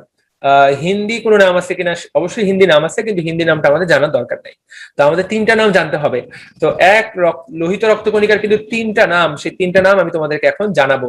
লোহিত রক্তকণিকার 3টা নাম কি কি? একটা নাম হলো লোহিত রক্তকণিকা, আরেকটা নাম হলো, ইংলিশ নামটা কি, রেড ব্লাড কর্পাসেল, আরবিসি, আরেকটা নাম হলো, ল্যাটিন নামটা হলো এরিথ্রোসাইট। এই জিনিসটা মুখস্থ করা ফর যে আইন। এরিথ্রো শব্দের অর্থ হলো লাল, ভবিষ্যতে এরিথ্রো কথাটা যেখানেই পাবা, এরিথ্রো মানে লাল, সাইট মানে কোষ, তাহলে লাল কোষ কোনটা? এরিথ্রোসাইট। লিউকো শব্দের অর্থ বর্ণহীন, বর্ণহীন মানেই সাদা, সাদা তো কোনো বর্ণ না, তাই না, অসংখ্য রঙের সমষ্টি, তার মানে লিউকোসাইট মানে শ্বেত রক্তকণিকা। আরেকটা হলো থ্রোম্বোসাইট, যেই কোষটা থ্রম্বাস তৈরি করতে চায়। What does that mean by thrombus? Thrombus শব্দের অর্থ হলো রক্ত জমাট বাঁধা, তাহলে যেই কোষটা রক্ত জমাট বাঁধাতে চায় তাকেই বলা হয় থ্রম্বোসাইট। এবং গুরুত্বপূর্ণ কথা হলো, অনুচক্রিকাতে রক্ত জমাট বাঁধাতে চায়, এর ইংলিশ নাম হলো প্ল্যাটিলেট। তো পরীক্ষায় যে কোনোটাই আসতে পারে, অনুচক্রিকাও বলতে পারে, এটাকে থ্রম্বোসাইটও বলতে পারে, এটাকে প্ল্যাটিলেটও বলতে পারে। আশা করি সবাই ব্যাখ্যা করতে পারবা, সবাই উত্তর করতে পারবা যখন প্রশ্ন বলা হবে।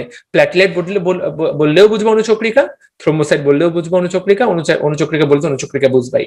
তো প্রত্যেকে 3টা করে নাম, আশা করি আমি খেয়াল করিয়ে দিলাম। ওকে, ঠিক আছে।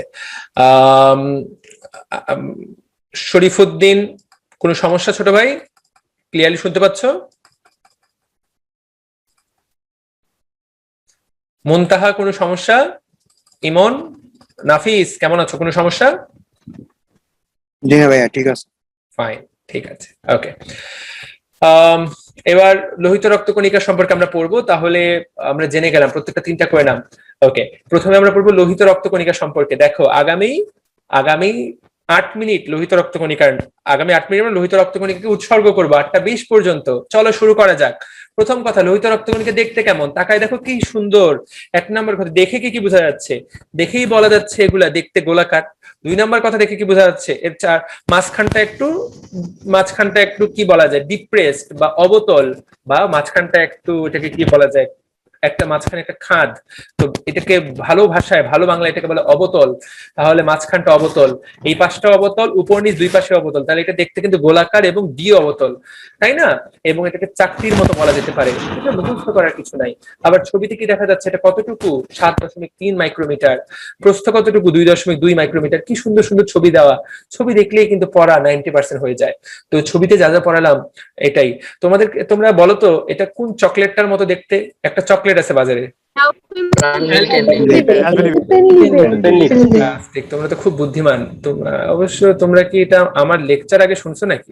জি না ভাইয়া, যারা আমার লেকচার শুনছে তারা বলতে পারবে, কারণ আমি এই উদাহরণটা সবসময় দেই। এটা আমার কাছে অ্যালপেনলিবে চকলেটের মতোই মনে হয়। দেখো, হুবহু একটা অ্যালপেনলিবে চকলেট, তাই না? অ্যাকচুয়ালি অ্যালপেনলিবে চকলেটের মতো। তো তো পরীক্ষা যদি প্রশ্ন আসে কি বলবা, এগুলা গোলাকার দ্বি অবতল চাকতির মতো, কথা পরিষ্কার তাই না?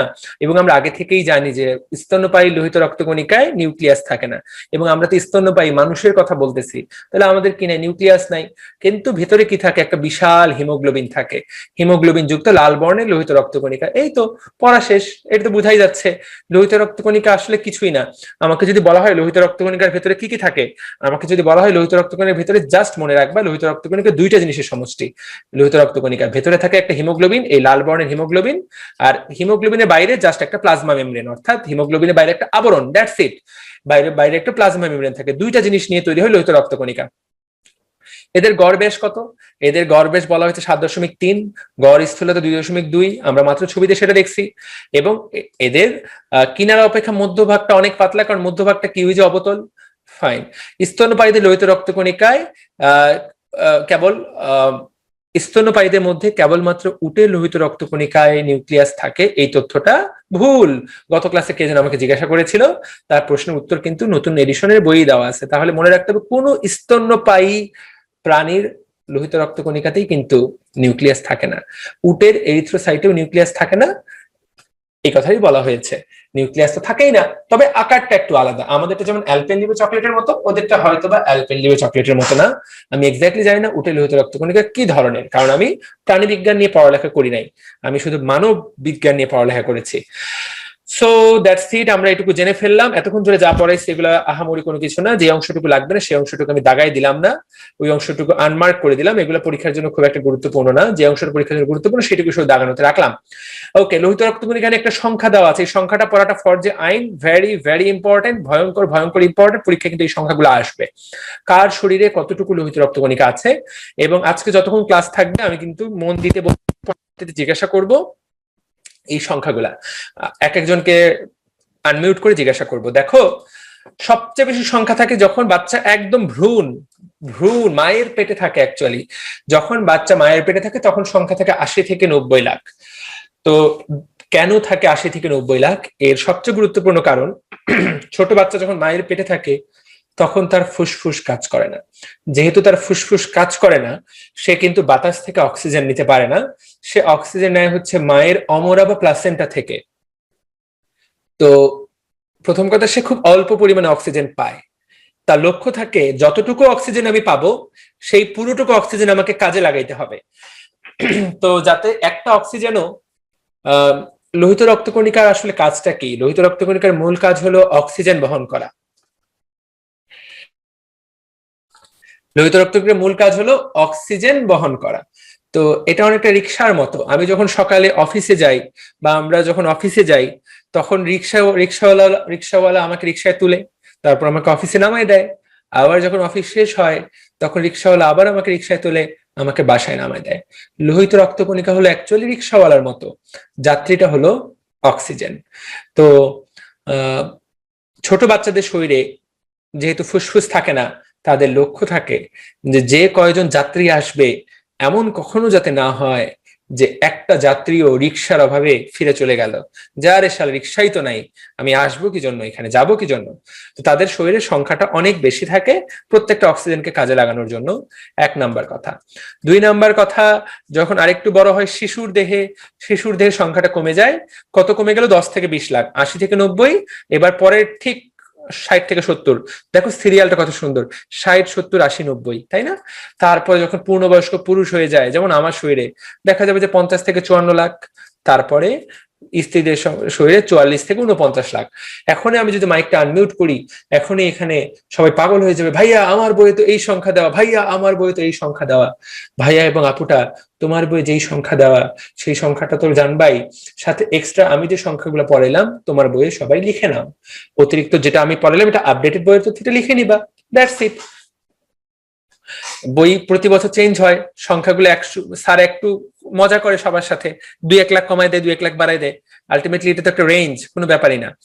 সো আমরা শিখে ফেললাম এইবার লোহিত রক্তকণিকার সংখ্যা ব্যায়াম করলে এবং গর্ভাবস্থায় লোহিত রক্তকণিকা বাড়ে, অর্থাৎ মা যখন প্রেগনেন্ট হয়, আবার তুমি যদি ব্যায়াম করো খুব বেশি, তখন তোমার ব্যায়ামের জন্য অনেক বেশি পরিমাণে শক্তি দরকার হয়, অনেকটুকু শক্তির জন্য অনেকটুকু অক্সিজেন দরকার হয়, অনেকটুকু অক্সিজেনের জন্য অনেক বেশি লোহিত রক্তকণিকা দরকার হয়। সেজন্য কেউ যখন প্রচন্ড পরিশ্রম করে, ব্যায়াম করে, তখন কিছু সময়ের জন্য লোহিত রক্তকণিকার উৎপাদন বেড়ে যায়। ফাইন। এইবার একটা পূর্ণবয়স্ক পুরুষের শরীরে থাকে কত? 50 লাখ। যদি 50 লাখের 25% কমে যায়, এই জিনিসটাকে বলা হয় রক্তাল্পতা বা অ্যানিমিয়া। অ্যানিমিয়া নামটাই পরীক্ষায় আসবে, রক্তাল্পতা নামটা অতটা বিখ্যাত না, পরীক্ষায় অ্যানিমিয়া। কারো জানা আছে নাকি মিয়া মানে কি, এমিয়া মানে কি? এমিয়া মানে কি? এমিয়া ঘাটতি মনে হয়। ঘাটতি। ঘাটতি। Very good, অল্পতা।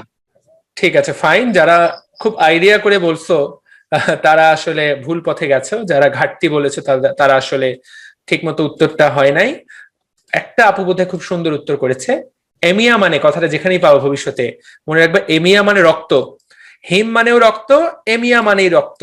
ভবিষ্যতে যেখানে যেখানে এমিয়া পাবা, এমিয়া কই যান। একটা গান ছিল তত্ত্বাবধায়ক আমলে, এই মিয়া কি পাইছেন লাঠি দিয়া বাস ভাঙেন। তখন তত্ত্বাবধায়ক আমলে দুই রাজনৈতিক দল মারামারি করে অসংখ্য বাস ভাঙছিল, তখন একটা গান ছিল এই মিয়া কি পাইছেন লাঠি দিয়া বাস ভাঙেন। গানটা শুনছো নাকি কেউ? শুনছ? আরে এই প্রবলেম ছিল। এমএ অর্থ কি? এমিয়া মানে রক্ত। তোরা এই গান শুনিস নাই? মানে এই যে এই মিয়া কি পাইছেন লাঠি দিয়ে গ্লাস ভাঙেন, কে শুনছে? আমি রোপণ। ও রোকন শুনছ? তুই শুনবি, এটি স্বাভাবিক। কি খবর রোকন? আলহামদুলিল্লাহ। ঠিক আছে, তোমাদেরকে আমি দাঁড়াও, আরে শুধু ক্লাসে এত পড়ালেখা হয় নাকি? আমি তো অনেক পড়ালেখা করাচ্ছি। আমি তোমাদের আমার তো জ্ঞানের পর থেকে একটা গভর্নমেন্টই দেখছি। গানটা একটু বলেন। আরে গানটা বলতেছি, দাঁড়া, তোদেরকে গান শোনার ব্যবস্থা করতেছি আমি। গানটার নাম হলো দুদক দুদক। একটা মাঝখানে গানের র্যাপ, গানটা মাঝখানে র্যাপ করে। দাদা দাদা আমাকে 1 মিনিট সময় দে, তোদেরকে কার ওখানে আনমিউট করে? এত শব্দ কার ওখানে? বুঝো না যে এত শব্দ হচ্ছে, সবার কষ্ট হচ্ছে, আনমিউট করার সাহসই পাই না। ওকে ফাইন, ইয়েস, পেয়ে গেছি। ওয়েট, আমি চ্যাট বক্সে গানটা লিংক দিয়ে দিচ্ছি, ওয়েট করো। এবং এই গান তোমরা চ্যাট বক্সে আমি দিয়ে দিচ্ছি, তোমরা এটা শুনে ফেলবা অবসর সময় তোমাদের যখন ভালো লাগবে। গানটার নাম হলো দুদক সং, এবং ওখানে বলে, একটা মাঝখানে র্যাপ করে, এই মিয়া কি পাইছেন লাঠি দিয়া গ্লাস ভাঙেন। ফ্যান্টাস্টিক একটা সং ছিল, সেই সময় খুব বিখ্যাত ছিল। রাত দুপুরে যদি দুদক ধরে, এরকম একটা ব্যাপার ছিল। তো রাত দুপুরে অ্যাকচুয়ালি দুদক ছিচকে চোরদেরকে ধরে। এখানে একটা গানে একটা লাইনে বলে, ছিচকে চোরেরও আসে মান সম্মান। কিন্তু বাস্তবে হচ্ছে দুদক শুধুমাত্র ছিচকে চোরদেরকে ধরতে পারে, অ্যাকচুয়ালি যাদেরকে ধরার কথা তাদেরকে ধরতে পারে না। তো সুন্দর একটা গান, তোমরা শুনে ফেলবা। এমিয়া কি পাইছেন, এমিয়া মানে তাহলে কি? এমিয়া মানে হলো রক্ত। যেখানেই এমিয়া পাবেন, এমিয়া মানে মনে রাখবেন, এমিয়া মানে হলো রক্ত। যেমন তাইলে রক্তাল এনিমিয়া, এ মানে নাই, তাইলে এ মানে নাই, কি নাই? রক্ত নাই, এনিমিয়া। এরপর দেখো পরের লাইনটা কি? পলিসাইথেমিয়া, তাহলে মিয়া মানে রক্ত, পলি মানে বহু, সাইটো মানে কোষ। তাহলে যখন রক্তের কোষ অনেক বেশি বেড়ে যাবে, তখন সেটাকে বলা হবে পলিসাইথেমিয়া। কখন হবে? থাকার কথা 50 লাখ, তোমার আছে 65 লাখ, তখন সেটাকে বলে পলিসাইথেমিয়া। দেখো প্রত্যেকটা শব্দের কিন্তু একটা ব্যাখ্যা আছে। এইবার তাহলে তোমরাই আমাকে বলো, বুদ্ধি করে বলো, দেখি কার বুদ্ধি টেস্ট করব। আমি টেস্ট করব হলো নতুন একটা আপু, অইথি, সে বোধহয় নতুন আমাদের ক্লাসে। অইথি, প্লিজ আনমিউট ইউরসেলফ। জি ভাইয়া বলেন। ইয়েস, অইথি, আজকে কয় নাম্বার ক্লাস তোমার? আজকে 4 নাম্বার। ও ঠিক আছে। অইথি, তোমার রিভিউ কি? তুমি যে ক্লাস করছো, তুমি কি কিছু শিখতে পারছো? তোমার কি ভালো লাগছে না খারাপ লাগছে? জি ভাইয়া, ক্লাসগুলো অনেক সুন্দর হয়, কিন্তু ইংলিশটা মাঝে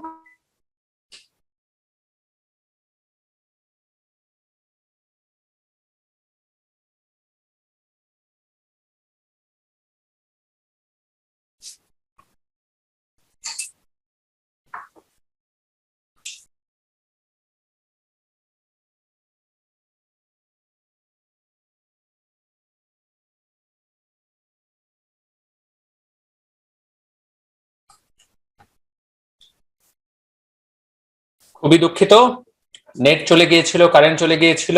আশা করি তোমরা 5 মিনিটের বন্ধটা এনজয় করেছো। অইথি কথা বলতেছিল, সবাই শুনতে পাচ্ছ? জি ভাই শুনতে পাচ্ছি। জি ভাইয়া শুনতে পাচ্ছি। আমাদের 5 মিনিটে বন্ধ হতে পারে। আমরা অয়থির বুদ্ধি টেস্ট করতে চেয়েছিলাম, কি বুদ্ধি টেস্ট করতে চাইছিলাম সেটা তো আমার নিজেরই মনে নেই। জি ভাই ও ইয়েস, অয়থিকে বলতে বলতে, অয়থি আছে নাকি লাইনে? জি ভাইয়া আছে।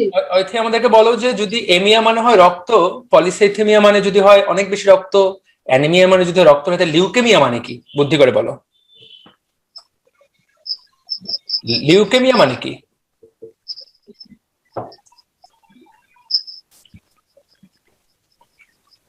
আমি বলি, বলবো ভাইয়া, আমিও পারবো। ভাইয়া বলি, ভাইয়া বলবো। ভাইয়া আমি বলি। শ্বেত রক্তকণিকার আধিক্য। ভাইয়া সে তো সবাই বলে দিলে তো হলো না, মানে বুদ্ধিটা তোরা তো গণতন্ত্রে বিশ্বাসী না দেখতে পাচ্ছি, কাউকে সুযোগ দিতে চাইস না। চন্দ্রিমা বলো, চন্দ্রিমা।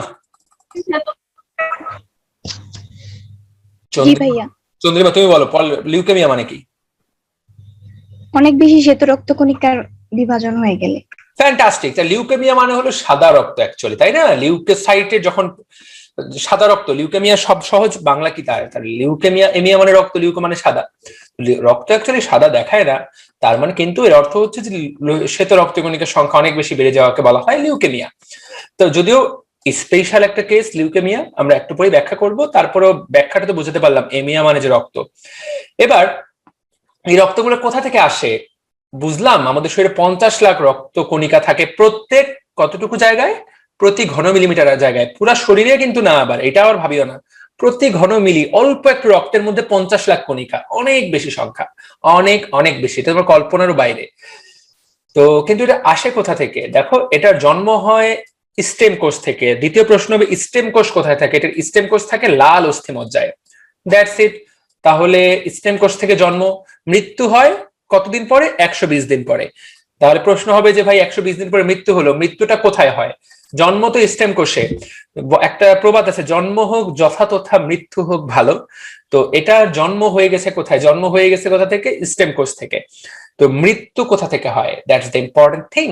আমাদেরকে মনে রাখতে হবে যে এই যে লোহিত রক্তকণিকাগুলা, এই লোহিত রক্তকণিকাগুলার মৃত্যু হয় 2টা জায়গায়।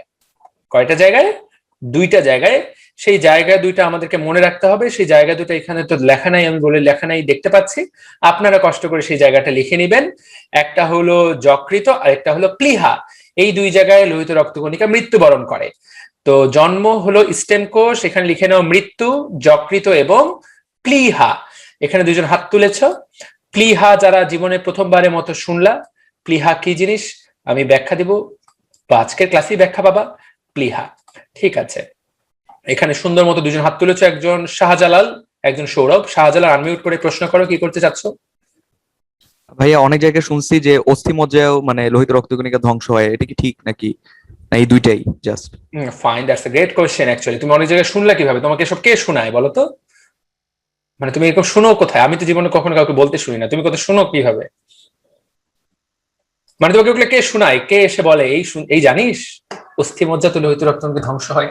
তোমাকে মানে কে শোনায় বলো তো? বিভিন্ন পরীক্ষার কোয়েশ্চেনে দেখছি, মানে সেইটা বলো। তুমি তো বলো অনেক জায়গায় তুমি শুনছো, ব্যাপারটা বেশ অবাক করলো আমাকে, আমি জীবনে শুনলাম না।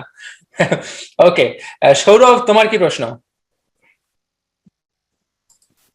হ্যাঁ, আমরা তো জানি রক্তকণিকা কিছুদিন পর পর নষ্ট হয়ে যায় বা ধ্বংস হয়ে যায়। তো আমরা যখন রক্ত কাউকে দান করছি, আসলে সেটা তার দেহে কিভাবে কাজ করছে? গ্রেট কোয়েশ্চেন, ফাইন, ঠিক আছে। সাদিয়ার কি প্রশ্ন? সবার প্রশ্ন একবার নিয়ে নিই। সাদিয়া কি বলতে চাও? সাদিয়া 99 মানে কি? আচ্ছা, ও মনে হয় এমনি হাত তুলছে নাকি? না ভাইয়া, এই বইয়ে আছে অস্থিমজ্জায় ধ্বংস হয় লোহিত কণিকা। That's good. ওকে, এক এক করে আমরা প্রশ্ন উত্তর দিব। তুমি যেটা শুনছো, অর্থাৎ কি বলে ওটাকে, লোহিত রক্তকণিকা অস্থিমজ্জাতেও ধ্বংস হয় কিনা, উত্তর হচ্ছে ধ্বংস হয়। এগুলাকে বলা হয়, এগুলো একটা সিস্টেমের অংশ, এবং যকৃত, অস্থিমজ্জা, প্লীহা, এই সবগুলোই এই সিস্টেমের পার্ট, যেখানে লোহিত রক্তকণিকা ধ্বংস হতে পারে। Actually that's a truth. But বেশি কোথায় ধ্বংস হয়? সবচেয়ে বেশি ধ্বংস হয় প্লীহায়, তারপরেই হচ্ছে যকৃত, তারপরেই অস্থিমজ্জা।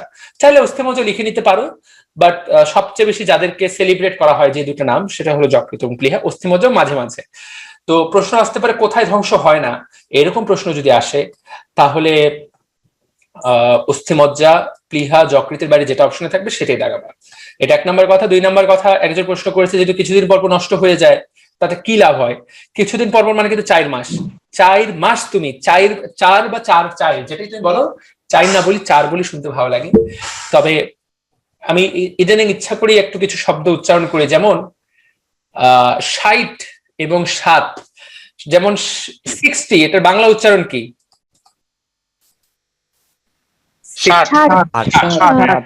কিন্তু এই 60 বাংলা উচ্চারণ করতে গিয়ে কিছুদিন আগে আমাদের ঢাকা থেকে একদল লোক আসবে আমাদের অফিসে। তো ওই লোক বলছে যে স্যার আমাদের 60 জন লোক আসবে। স্যার বুঝতে পারছে 7 জন লোক আসবে, এবং ওই লোক বলছে যে আমাদেরকে থাকার জায়গা করে দিতে হবে। স্যার বলছে হ্যাঁ 7 জন লোক থাকবে কি। পরবর্তীতে আমি বুঝতে পারছি স্যার নিশ্চয়ই বুঝতে পারে না। আমি বললাম স্যার এটা কিন্তু 7 না, এটা হলো 60। এইটা শুনে তো স্যার মাথায় হাত দিল, কারণ 60 জন লোকের থাকার অবস্থা কোথা থেকে করবে। তো বোঝার সুবিধার জন্য এখন 60 উচ্চারণ করে বুদ্ধিমানের কাজ, কারণ 7 এবং 60 আলাদা করে অনেক সময় বোঝা যায় না। তো 4 কি বলতেছিলাম যেন 4 সম্পর্কে, হ্যাঁ 4 মাস, মোটামুটি 4 মাস তুমি একটা মানুষকে সাপোর্ট দিচ্ছ। এটা অনেক বড় সাপোর্ট না? কিভাবে কাজ করে মানে কি, তোমার 4 মাস তুমি একটা মানুষকে রক্ত দিয়ে বাঁচায় রাখতেছো, সেটা অনেক বড় বিষয়। কিছুদিন পর পর মূলত লোহিত রক্তকণিকা দেওয়ার জন্য আমরা রক্ত দিই বেশিরভাগ মানুষকে, বাকি কণিকাগুলোর অতটা দরকার কারো হয় না। মূলত যখন হিমোগ্লোবিন, রক্তের হিমোগ্লোবিনের পরিমাণ কমে যায় তখন আমরা কাউকে রক্ত দিই। এখন কখন কমে যাবে তাই তোমাকে জানতে হবে রক্তে হিমোগ্লোবিন কতটুকু থাকে। দেখো, প্রতি 100 মিলিলিটার রক্তে 16 গ্রাম হিমোগ্লোবিন থাকে। আমাকে যদি বলে এই লাইনটা কতটুকু ইম্পর্টেন্ট, এই লাইনটা হলো ট্রিপল ভি ইম্পর্টেন্ট, ভয়ঙ্কর ভয়ঙ্কর ভয়ঙ্কর ইম্পর্টেন্ট। তাহলে প্রতি 100 মিলিলিটার রক্তে 16 গ্রাম হিমোগ্লোবিন থাকে। যখন এই 16 গ্রামের তুলনায় কমে যায়, অ্যাকচুয়ালি যখন এটা 11-12 হয়ে যায়, মূলত যখন 10-এর চেয়ে কমে যায় তখন আমরা একটা মানুষকে রক্ত দেই, এবং তুমি মানুষটাকে কি দিলা, তোমার শরীর থেকে অনেকটুকু হিমোগ্লোবিন দিয়ে দিলা। এই হিমোগ্লোবিন তাকে বেঁচে থাকতে অনেকটুকু সাহায্য করবে। That's it. তাহলে আশা করি বুঝাতে পারলাম লোহিত রক্তকণিকার জন্ম কোথায়, জন্ম হলো স্টেম কোষে, মৃত্যু কোথায়, যকৃত, প্লীহা, এবং ও যেটা অনেক জায়গায় শুনেছে অস্থিমজ্জায়, সেটাও সত্য। ঠিক আছে, সো আমরা তাহলে কিন্তু কিছুটা হলেও জেনে গেলাম। এখন কখন লোহিত রক্তকণিকা তৈরি হয়? অনেক কারণে লোহিত রক্তকণিকা তৈরি হতে পারে। ওয়েট,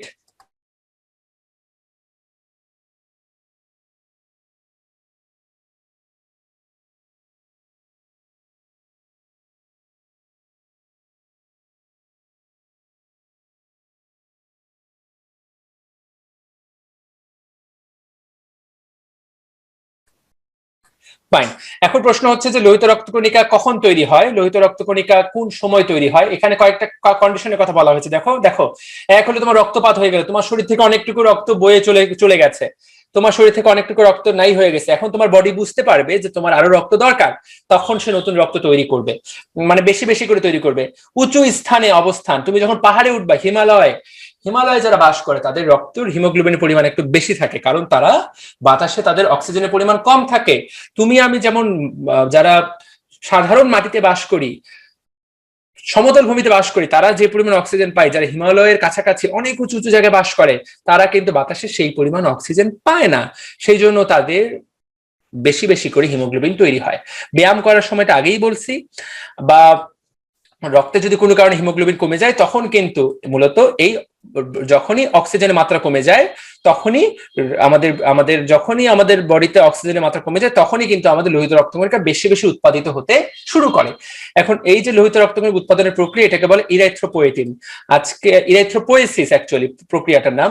আজকে আমি তোমাদেরকে পড়াইছি পোয়েসিস মানে কি, তোমরা সবাই জানো, সবাই একসাথেই বলো পোয়েসিস মানে কি। তৈরি হয়। তাহলে এরিথ্রোপোয়েসিস মানে কি? লোহিত রক্তকণিকা তৈরি হওয়া। ওকে, ফ্যান্টাস্টিক। তাহলে তোমরা পরীক্ষা যদি কখনো প্রশ্ন আসে এরিথ্রোপোয়েসিস কোথায় হয়, তোমাকে যদি প্রশ্ন করা হয় এরিথ্রোপোয়েসিস বডির কোথায় ঘটে, কোথায় ঘটে?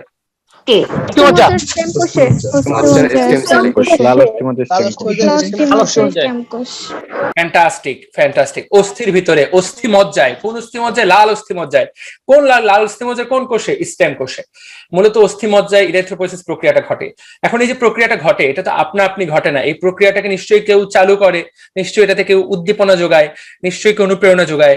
এইরকমই একটা হরমোনের নাম হলো ইরাইথ্রোপোয়েটিন, যার কাজ হলো, যেটা একটা হরমোন, এই হরমোনটা পরীক্ষার জন্য ভয়ঙ্কর ইম্পর্টেন্ট। প্রশ্ন আসবে যে হরমোনটা কোথা থেকে তৈরি হয়, উত্তরটা ভাই খুবই ক্লিয়ার, মনে রাখবে ইরিথ্রোপয়েটিন হরমোন বৃক্ক থেকে তৈরি হয়। এটা খুবই ইম্পর্টেন্ট, এই জিনিস তুমি যদি ভুল করো ধরে নিব তোমার আর চান্স হচ্ছে না। ইরিথ্রোপয়েটিন হরমোন কোথা থেকে তৈরি হয়, বৃক্ক থেকে তৈরি হয়। এটার কাজ কি, লোহিত রক্তকণিকা উৎপাদনে প্রক্রিয়াকে উদ্দীপ্ত করা।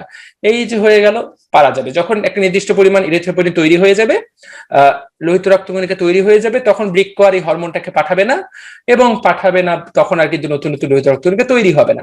না হলে বেশি বেশি তৈরি হতে থাকলে তো একসময় পলিসাইথেমিয়া হয়ে যাবে। তো একটা চেক এন্ড ব্যালেন্সের মধ্যে থাকে, যখনই দরকার তখনই কোন হরমোনটা উৎপন্ন হয়, ইরিথ্রোপয়েটিন। পরীক্ষা প্রশ্নটা এইভাবে আসবে যে নিচের কোন হরমোনটা লোহিত রক্তকণিকা উৎপাদনের প্রক্রিয়াকে উদ্দীপ্ত করে, the answer will be erythropoietin. কোথা থেকে আসে, বৃক্ক থেকে। এখন কঠিন পদার্থের মধ্যে 90% হিমোগ্লোবিন, একটা লোহিত রক্তকণিকার মেইন পদার্থ কিন্তু হিমোগ্লোবিন, এবং এখানে এই সংখ্যাগুলো পড়তে পারো, আমার কাছে এগুলো লেস ইম্পর্টেন্ট বলে মনে হয়, এগুলো আসলে জাস্ট এই লাইনটা পড়তে পারো, এটি দাগাই দিলাম, বাকিগুলো খুব একটা গুরুত্বপূর্ণ না। এবং হিমোগ্লোবিনের মধ্যে কি থাকে, হিমোগ্লোবিনের মধ্যে একটা হিম গ্রুপ থাকে, এই হিম গ্রুপের সাথে 4টা পলিপেপটাইড চেইন তৈরি হয়। মনে রাখবে হিম হলো একটা আয়রন ঘটিত যৌগ, এবং তার সাথে গ্লোবিন চেইন যুক্ত হয়। কয়টা চেইন, 4টি গ্লোবিন চেইন। তাহলে দেখো 4টি পলিপেপটাইড চেইনের সাথে একটা হিম গ্রুপ যুক্ত থাকে। তো তুমি যদি হিমোগ্লোবিনের ভিতরে তাকায় দেখো, আমরা যদি হিমোগ্লোবিনের ছবির দিকে তাকায় দেখি অ্যাকচুয়ালি, তাহলে দেখা যাবে যে হিমোগ্লোবিনের মধ্যে টোটাল পলিপেপটাইড চেইন থাকে হলো 4টা। এবং আমি চাচ্ছি তোমাদেরকে একবার জিনিসটা দেখাই দিতে, তাহলে আর এই জীবনে কখনোই তুমি ভুলবা না হিমোগ্লোবিন কিভাবে তৈরি হয়েছে। ঠিক আছে, give me a second, just তোমাদেরকে আমি হিমোগ্লোবিনের স্ট্রাকচারটা একবার দেখাই দিচ্ছি। Fine, haemoglobin. আরেকটা প্রশ্ন হতে পারে যে এখানে একটা অসাধারণ ছবি দেওয়া আছে, খুবই সুন্দর একটা ছবি, আমি তোমাদেরকে দেখাচ্ছি, স্ক্রিন শেয়ার করে দেই। ওকে, তো দেখো এখানে যে 4টা পলিপেপটাইড চেইন কোথায় ভালো বোঝা যাচ্ছে, এই ছবিটাতে ভালো বোঝা যাচ্ছে। এই ছবিটা আমি সেভ করে নেই, এটাই ওপেন করে দেখাই। তো এখানে আশা করি সবাই দেখতে পাচ্ছ, রাইট? যারা ক্লাস করছো আশা করি সবাই দেখতে পাচ্ছ যে হিমোগ্লোবিন স্ট্রাকচার দেখা যাচ্ছে। তো দেখো এখানে 4টা কালার, 4টা দেখতে পাচ্ছ? লাল, সবুজ, গোলাপি, বেগুনি। হ্যাঁ, তাহলে 4টা চেইন থাকে। ঠিক আছে, এখানে চেইন গুলোর নাম কি তাকায় দেখো। Alpha, beta. তাহলে আলফা চেইন, আলফা বিটা, 2টা আলফা চেইন আর 2টা বিটা চেইন। ঠিক আছে। তোমরা একটা এই বইয়ে একটা রোগের নাম দেওয়া আছে, থ্যালাসেমিয়া। রোগটার নাম শুনছো? শুনছি। এই থ্যালাসেমিয়া হলো 2 ধরনের হয়। এই থ্যালাসেমিয়া 2 ধরনের হয়, একটাকে বলে বিটা থ্যালাসেমিয়া আর একটাকে বলে আলফা থ্যালাসেমিয়া। যখন এই বিটা চেইনের সমস্যা হয় হিমোগ্লোবিনের ভিতরে, তখন সেই রোগটাকে বলে বিটা থ্যালাসেমিয়া। যখন আলফা চেইনের সমস্যা হয় তখন সেটাকে বলে আলফা থ্যালাসেমিয়া। সো আশা করি যে হিমোগ্লোবিন কি সুন্দর একটা ছবি দেওয়া আছে হিমোগ্লোবিন সম্পর্কে, আশা করি সবাই ক্লিয়ারলি বুঝতে পারলা। আর তাকায় দেখো এইখানে, এই যে এইখানে হিম গ্রুপটা কত ছোট, পুরা জিনিসটার তুলনায় হিম গ্রুপটা কত ছোট, এই যে নীল নীল, এইটাকে বলা হচ্ছে হিম গ্রুপ, ছোট্ট একটা জিনিস। তো এইভাবে একটা হিমোগ্লোবিন তৈরি হয়। কত সুন্দর জিনিস জানিয়ে দিতে পারলাম আমি সাথে সাথে। সো এই হলো 4টা পলিপেপটাইড চেইন গুলাকে আলফা বিটা বলা হয়। ডান। লোহিত রক্তকণিকা থেকে আর কি কি জানবো আমরা? লোহিত রক্তকণিকা থেকে এটার কাজ কি, এটার 1 নাম্বার এবং একটাই সবচেয়ে গুরুত্বপূর্ণ কাজ, অক্সিজেন পরিবহন করা। দ্যাটস দ্য মেইন থিং, অধিকাংশ অক্সিজেন পরিবহন করা, এটাই তোমাকে ব্রেনের জন্য সবচেয়ে গুরুত্বপূর্ণ। পরীক্ষা এটাই আসবে। 2 নাম্বার, এই হিমোগ্লোবিন যখন এই যে লোহিত রক্তকণিকাটা তো মারা গেল, আমি তো বলছি মারা যায়, যখন মারা যাওয়ার পর কি হয়, মারা যাওয়ার পর ওর হিমোগ্লোবিনটা কি হয়, ওর হিমোগ্লোবিনটা দিন শেষে বিলিরুবিন এবং বিলিভার্ডিনে পরিণত হয়। তোমরা বিলিরুবিন রোগ নামটার সাথে পরিচিত দেখি, আমাকে নাসরিন জাহান আনমিউট করো নিজেকে। নাসরিন জাহান, নাসরিন, আরে নাসরিন নিজেকে তো আনমিউট করো। এই যে কথা বললে যে কথা শুনে না, তখনই আসলে মেজাজটা খারাপ হয়। ইসরাত ইভা আনমিউট করো তো নিজেকে। ইসরাত ইভা, অদ্ভুত কথা ভাই। নিশাত মালিয়া কই? অদ্ভুত কথা। ঠিক আছে, কাউকে জিজ্ঞেস করবো না। বিলিরুবিন কোন রোগের সাথে জড়িত? জন্ডিস। জন্ডিস। ভাইয়া আমাকে এতক্ষণ মিউট করে রাখছিলেন, আমি নাসরিন জাহান। ও, তোমাকে আনমিউট করলাম তো কয়েকবার আমি আপু। আচ্ছা যাই হোক, নাসরিন জাহান, বিলিরুবিন কোন রোগের সাথে জড়িত? জন্ডিস। জন্ডিস। বিলিরুবিনের কালার কি? হলুদ। ফ্যান্টাস্টিক। তো বিলিরুবিনের কালার হল হলুদ। কখন আমাদের জন্ডিস হয়? যখন আমাদের শরীরে বিলিরুবিনের পরিমাণ বেড়ে যায়। প্রশ্ন হচ্ছে আমাদের শরীরে আমাদের শরীরে বিলিরুবিনের পরিমাণ বেড়ে যায় কেন? আমাদের শরীরে বিলিরুবিন কোথা থেকে আসে? প্রশ্ন যদি আসে মিউট ওকে, মিউট করা ছিল। ওকে ফাইন, দুঃখিত। কিন্তু আমি তো আনমিউট করার জন্য অসংখ্যবার দিলাম। ওকে, তো বিলিরুবিন থেকে আলটিমেটলি মনে রাখবে হিমোগ্লোবিন থেকে আলটিমেটলি বিলিরুবিন আসে। এই কথাটা যাতে আমরা অবশ্যই মনে রাখি যে বিলিরুবিন কোথা থেকে আসে। বিলিরুবিন কোথা থেকে আসে? বিলিরুবিন আসে হিমোগ্লোবিন থেকে। ওয়েট, তো বিলিরুবিন আসে হিমোগ্লোবিন থেকে এবং আমাদের বডিতে যখন বেশি বেশি একটু লোহিত রক্তকণিকা নষ্ট হয় তখন আমাদের কিন্তু জন্ডিস হয়। তো জন্ডিসের এটা একটা অত্যন্ত গুরুত্বপূর্ণ কারণ, জন্ডিসের গুরুত্বপূর্ণ কারণ। আচ্ছা, এইবার তাহলে এইটা আমরা মনে রাখবো। আর একটা খুব গুরুত্বপূর্ণ জিনিস মনে রাখবা, আমাদের যে ব্লাড গ্রুপ এ বি বলা হয়, মনে রাখবা আমরা আজকে আমি দেখলাম স্কুলের বাচ্চারা খুব হাসপাতালে মিনিমাম 50টা বাচ্চা এসে ব্লাড গ্রুপ টেস্ট করাইলো।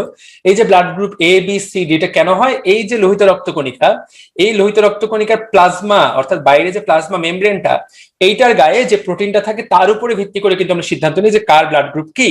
তা ব্লাড গ্রুপ নির্ধারণ করার অ্যান্টিজেনটা কোথায় থাকে? যদি কখনো প্রশ্ন আসে মনে রাখবা আরবিসির প্লাজমা ঝিল্লিতে। তা দেখো খুব সুন্দর করে লেখা আছে আরবিসির যে প্লাজমা মেমব্রেন বা প্লাজমা ঝিল্লি, এইখানে কিন্তু দেওয়া থাকে এই ব্লাড গ্রুপের কথাটা। দেখো যে ব্লাড গ্রুপের জন্য দায়ী। তো আশা করি উত্তর করা যাবে। এখানে মাইশা জান্নাত মিম, তোমাকে আমি আনমিউট করার জন্য অপশন দিলাম, একটা আনমিউট করো।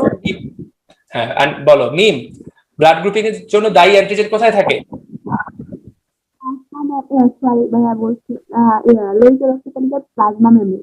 ফ্যান্টাস্টিক। বলো তো তোমার শরীরে, তুমি একজন পূর্ণবয়স্ক মেয়ে, তোমার শরীরে কতগুলো লোহিত রক্তকণিকা থাকে? 48 লক্ষ যদি বলি, আর এখন নতুন বইয়ে আছে মানে 44 থেকে 48। 44 থেকে 48। Fantastic, so much, thank you. ও আমাদের ক্লাস খুব মন দিয়ে ফলো করতেছে, সেজন্য ও পেয়ে গেল। তাহলে আমি লোহিত রক্তকণিকা 3টা কাজ করাইলাম। একটা হলো অক্সিজেন বহন করা, 2 নম্বরে হলো প্লাজমা ঝিল্লিতে অ্যান্টিজেন প্রোটিন মানুষের গ্রুপিং এর জন্য দায়ী, এবং হলো বিলিরুবিন বিলিভার্ডিন। ওকে, একটা কথা শুরুতেই বলে দিই, আজকে কিন্তু আমরা পুরো চ্যাপ্টার শেষ করব না, নেক্সট ক্লাসে আমরা পুরো চ্যাপ্টার শেষ করব। আচ্ছা, আজকে আরেকটা জিনিস স্পষ্ট করে জানিয়ে দেই, আজকে হচ্ছে মঙ্গলবার, নেক্সট ক্লাস হচ্ছে বৃহস্পতিবার। আমরা নোটিশও দিয়ে দিব, এই বৃহস্পতিবার আমরা রক্তের চ্যাপ্টারটা শেষ করব। আমরা আগেও বলেছিলাম এক্সট্রা ক্লাসগুলো আমরা বৃহস্পতিবারে নিব। চেষ্টা করবো বৃহস্পতিবারে এই ক্লাস নেওয়ার, বা আমরা ক্লাস সময় জানিয়ে দিব, তোমরা সময় সুযোগ মতো ক্লাসে জয়েন করবা। এক্সট্রা ক্লাসগুলো আমরা একটু সময় দিয়ে দিব। আপাতত বৃহস্পতিবার সময় দেওয়া হচ্ছে, সেটা মোটামুটি ফাইনাল, ঠিক আছে? আমরা আজকে রক্ত যে অংশটুকু শেষ হবে না, বেশিরভাগ অংশ শেষ হবে না, সেটা নেক্সট ক্লাসে পড়বো। ওকে, তো লোহিত রক্তকণিকার 3টা কাজই পরীক্ষার জন্য সবচেয়ে গুরুত্বপূর্ণ, পরীক্ষার জন্য আশা করি পারবা। এইবার 4 জন পার্টিসিপেন্ট হাত তুলেছো, এক এক করে সবার প্রশ্ন নিচ্ছি। এতগুলো প্রশ্ন নিলে তো ক্লাসের সময় শেষ হয়ে যাবে। তারপরও এখানে ফাহমিদ সাদাত অনেকক্ষণ ধরে হাত তুলছো, বলো ফাহমিদ কি হয়েছে? ভাইয়া এই একটা উইয়ার্ড কোশ্চেন ভাইয়া। উইয়ার্ড কোশ্চেন করা যাবে না, তারপরও করো শুনি। লেভেল অফ উইয়ার্ড দেখেছি। এই বৃক্ক যখন নষ্ট হয়, বৃক্কের সাথে যেহেতু এরিথ্রোপয়েটিন হরমোনটা উৎপন্ন হয়, যদি কারো বৃক্ক নষ্ট হয় তাহলে কি তার আরবিসি লেভেলেও সমস্যা হবে? এটা তো উইয়ার্ড কোশ্চেন না, তোমাকে তো আমি প্রশ্নের জন্য পুরস্কার দিব। আমি তো মিষ্টি খাচ্ছি এখন, গ্লুকোজ লেভেল যাতে কমে না যায়, তোমার জন্য মিষ্টি দেখা হইলে তোমাকে মিষ্টি খাওয়াবো এই প্রশ্নের জন্য। ফ্যান্টাস্টিক ফাহমিদ, তুমি নিজেই বলো কি হওয়া উচিত, কমবে কিনা? যেহেতু আরবিসি এরিথ্রোপয়েটিন উৎপন্ন কম হবে, তার অবশ্যই আরবিসি কমে যাবে। দারুণ, ফ্যান্টাস্টিক। সবাই মনে মনে ওর জন্য হাততালি দিয়ে দাও, মনের হাততালি, বড় হাততালি। 100% ঠিক। যার বৃক্ক বিকল হয়ে যায় সে কিন্তু অল দ্য টাইম অ্যানিমিয়াতে ভোগে, এবং এই পেশেন্টগুলো রেগুলার পাওয়া যায়। যাদের দেখবা, যাদের ডায়াবেটিসের কারণে বৃক্কের সমস্যা, কারো বাসায় যদি এরকম দাদা খালু মামা চাচা থাকে, বাবাও থাকতে পারেন, যার ডায়াবেটিসের কারণে কিডনি নষ্ট হয়ে যায় বা যে কোনো কারণে কিডনি নষ্ট হয়ে যায়, তাদেরকে মাঝে মাঝে এই ইরিথ্রোপয়েটিন ইনজেকশন নিতে হয় বাজার থেকে কিনে। একটা ইনজেকশনের দাম 5000 টাকা, মাসে একটা, তাকে নিতে হয়। Thank you so much Fahmid, that's not an weird question, that's not a weird question, fantastic question, very good. তোমার তাহলে একটা মিষ্টি পাওনা থাকলো। সাদিয়া, তুমি কেন হাত তুলছো, নাকি আগের হাতটাই? সাদিয়া ভাইয়া ফেরিটিন কি? Okay, that's a good question. Ferritin হলো আয়রনের একটা স্টোরেজ ফর্ম। আমাদের বডিতে আয়রন, আমরা তো আয়রন খাই তাই না, বিভিন্ন মাধ্যমে আমরা আয়রন খাই। আয়রনটা আমাদের শরীরে জমা থাকে, কি কোন ফর্মে জমা থাকে? এটা কি ওই বাইরে রড হিসেবে জমা থাকে? এটা যেই আয়রন মানে যে ফর্মটাতে জমা থাকে, মানে যেই গঠন ফেরিটিন নামক যৌগ তৈরি করে, এটা আমাদের বডিতে জমা থাকে। Fe3+, ফেরিটিন হলো Fe3+ আয়ন হিসেবে থাকে, এটা নাম হলো ফেরিটিন। ফাইন, গুড কোয়েশ্চেন্স, এগুলো ভালো প্রশ্ন। নাসরিন জাহান হাত তুলছো, এটা কি তখনকার হাত তোলা নাকি?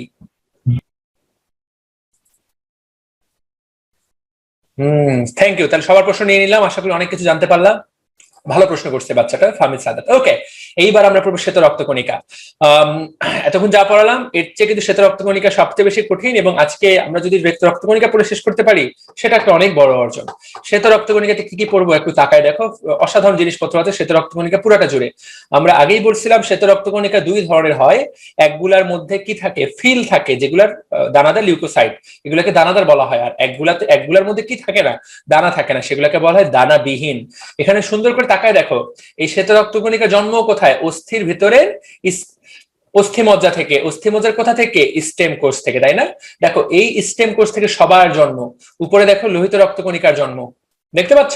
এবং থাকায় দেখো সুন্দর একটা জিনিস দেওয়া আছে, যখন লোহিত রক্তকণিকা জন্ম নিচ্ছিল তখন কিন্তু এখানে নিউক্লিয়াস ছিল, পরবর্তীতে এই নিউক্লিয়াসটা কিন্তু সে ত্যাগ করে দেয়, এবং যখন সে নিউক্লিয়াস ত্যাগ করে দেয় তখনই সে পরিণত হয় ইরাইথ্রোসাইটে। আর একটা জিনিস তোমরা জেনে রাখতে পারো, যখন নিউক্লিয়াস থাকে তখন এই অবস্থাটাকে বলা হয় এরিথ্রোব্লাস্ট। যাদের বই ছবিটা আছে তারা তো এটা লিখে জানবাই, যাদের বই ছবিটা নেই তাদের মধ্যে সেন্টেন্সটাই দেওয়া থাকার কথা যে লোহিত রক্তকণিকার কোন অবস্থায় নিউক্লিয়াস থাকে। দ্য অ্যান্সার ইজ এরিথ্রোব্লাস্ট অবস্থায় লোহিত রক্তকণিকায় নিউক্লিয়াস থাকে। আমরা যাতে কথাটা অবশ্যই মনে রাখি। তোমাকে যদি আমি কখনো জিজ্ঞাসা করি এরিথ্রোব্লাস্ট এবং এরিথ্রোসাইটের মধ্যে কি পার্থক্য, তুমি বলবা যে এরিথ্রোব্লাস্টে নিউক্লিয়াস থাকে, এরিথ্রোসাইটে নিউক্লিয়াস থাকে না। এবং মনে রাখবা সব সময় সাইট কথাটা যেখানে থাকবে মনে রাখবা সাইট মানে একটা ম্যাচিউরড কোষ, প্রাপ্তবয়স্ক। আর ব্লাস্ট কথাটা যেখানেই থাকবে মনে রাখবে এটা একটা অপ্রাপ্তবয়স্ক, কেবল বড় হচ্ছে এই ধরনের কোষ। এটা কত কিছু জানিয়ে দিলাম তোমাদেরকে ছোট্ট বয়সে। তো আশা করি জেনে গেলে এই ছবি থেকে। দ্বিতীয় দেখো, এখান থেকে এই স্টেম কোষ থেকে মাইলোব্লাস্ট তৈরি হয়, এই মাইলোব্লাস্ট থেকে পরবর্তীতে সকল দানাদার লিউকোসাইট গুলা তৈরি হয়। ঠিক আছে? তো কখনো যদি কঠিন প্রশ্ন আসে পরীক্ষায়, নিচের কোনটি থেকে ইওসিনোফিল বা নিচের কোনটি থেকে নিউট্রোফিলের জন্ম, উত্তর হবে কিন্তু মাইলোব্লাস্ট।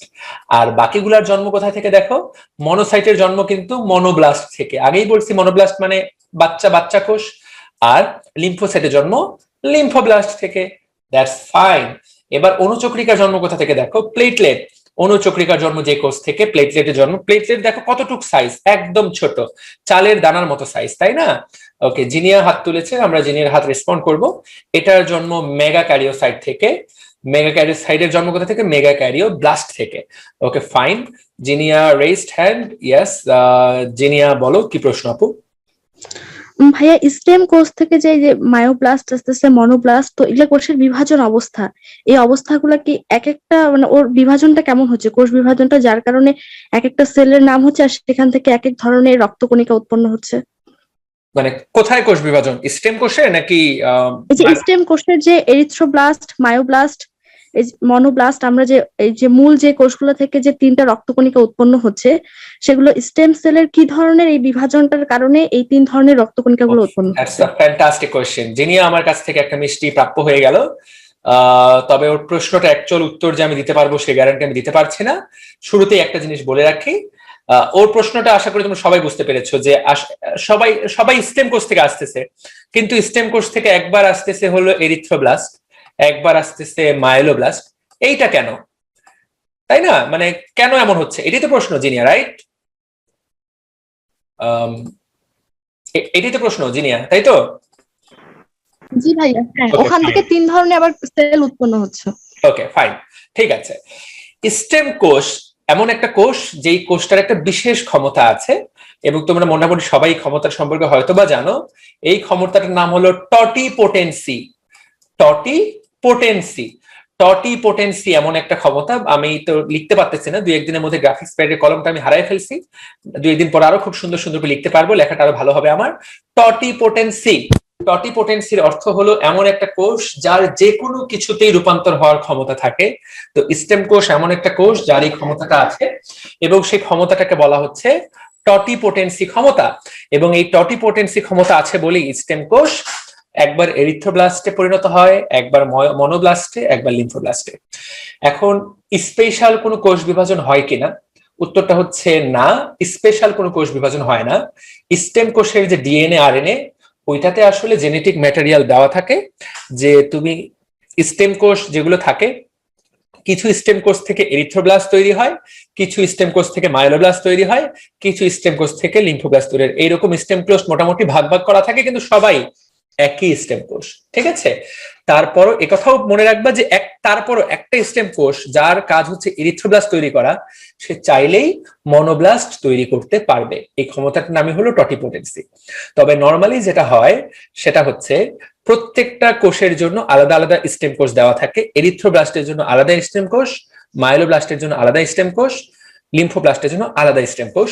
অর্থাৎ সবাই স্টেম কোষ, কিন্তু সবার দায়িত্বটা আলাদা, সবাই একসাথে থাকে। যেমন ধরো একটা এলাকায় পুলিশ, সবাই পুলিশ, কিন্তু কেউ ডিউটি করে মনে করো হাসপাতালে, কেউ ডিউটি করে রাস্তায়, কেউ ডিউটি করে থানায়, সবাই কিন্তু পুলিশ, কিন্তু প্রত্যেকের কাজের ধরনটা আলাদা। এরা সবাই সেম স্টেম কোষ, কিন্তু এক একজন এক একটা জন্ম দেয়। So am I clear to you all? আমি কি বুঝাতে পেরেছি? জি ভাইয়া। এবং টটিপোটেন্সি মানে কি সেটা তো বুঝতে পারছো, রাইট? টটিপোটেন্সি মানে কি?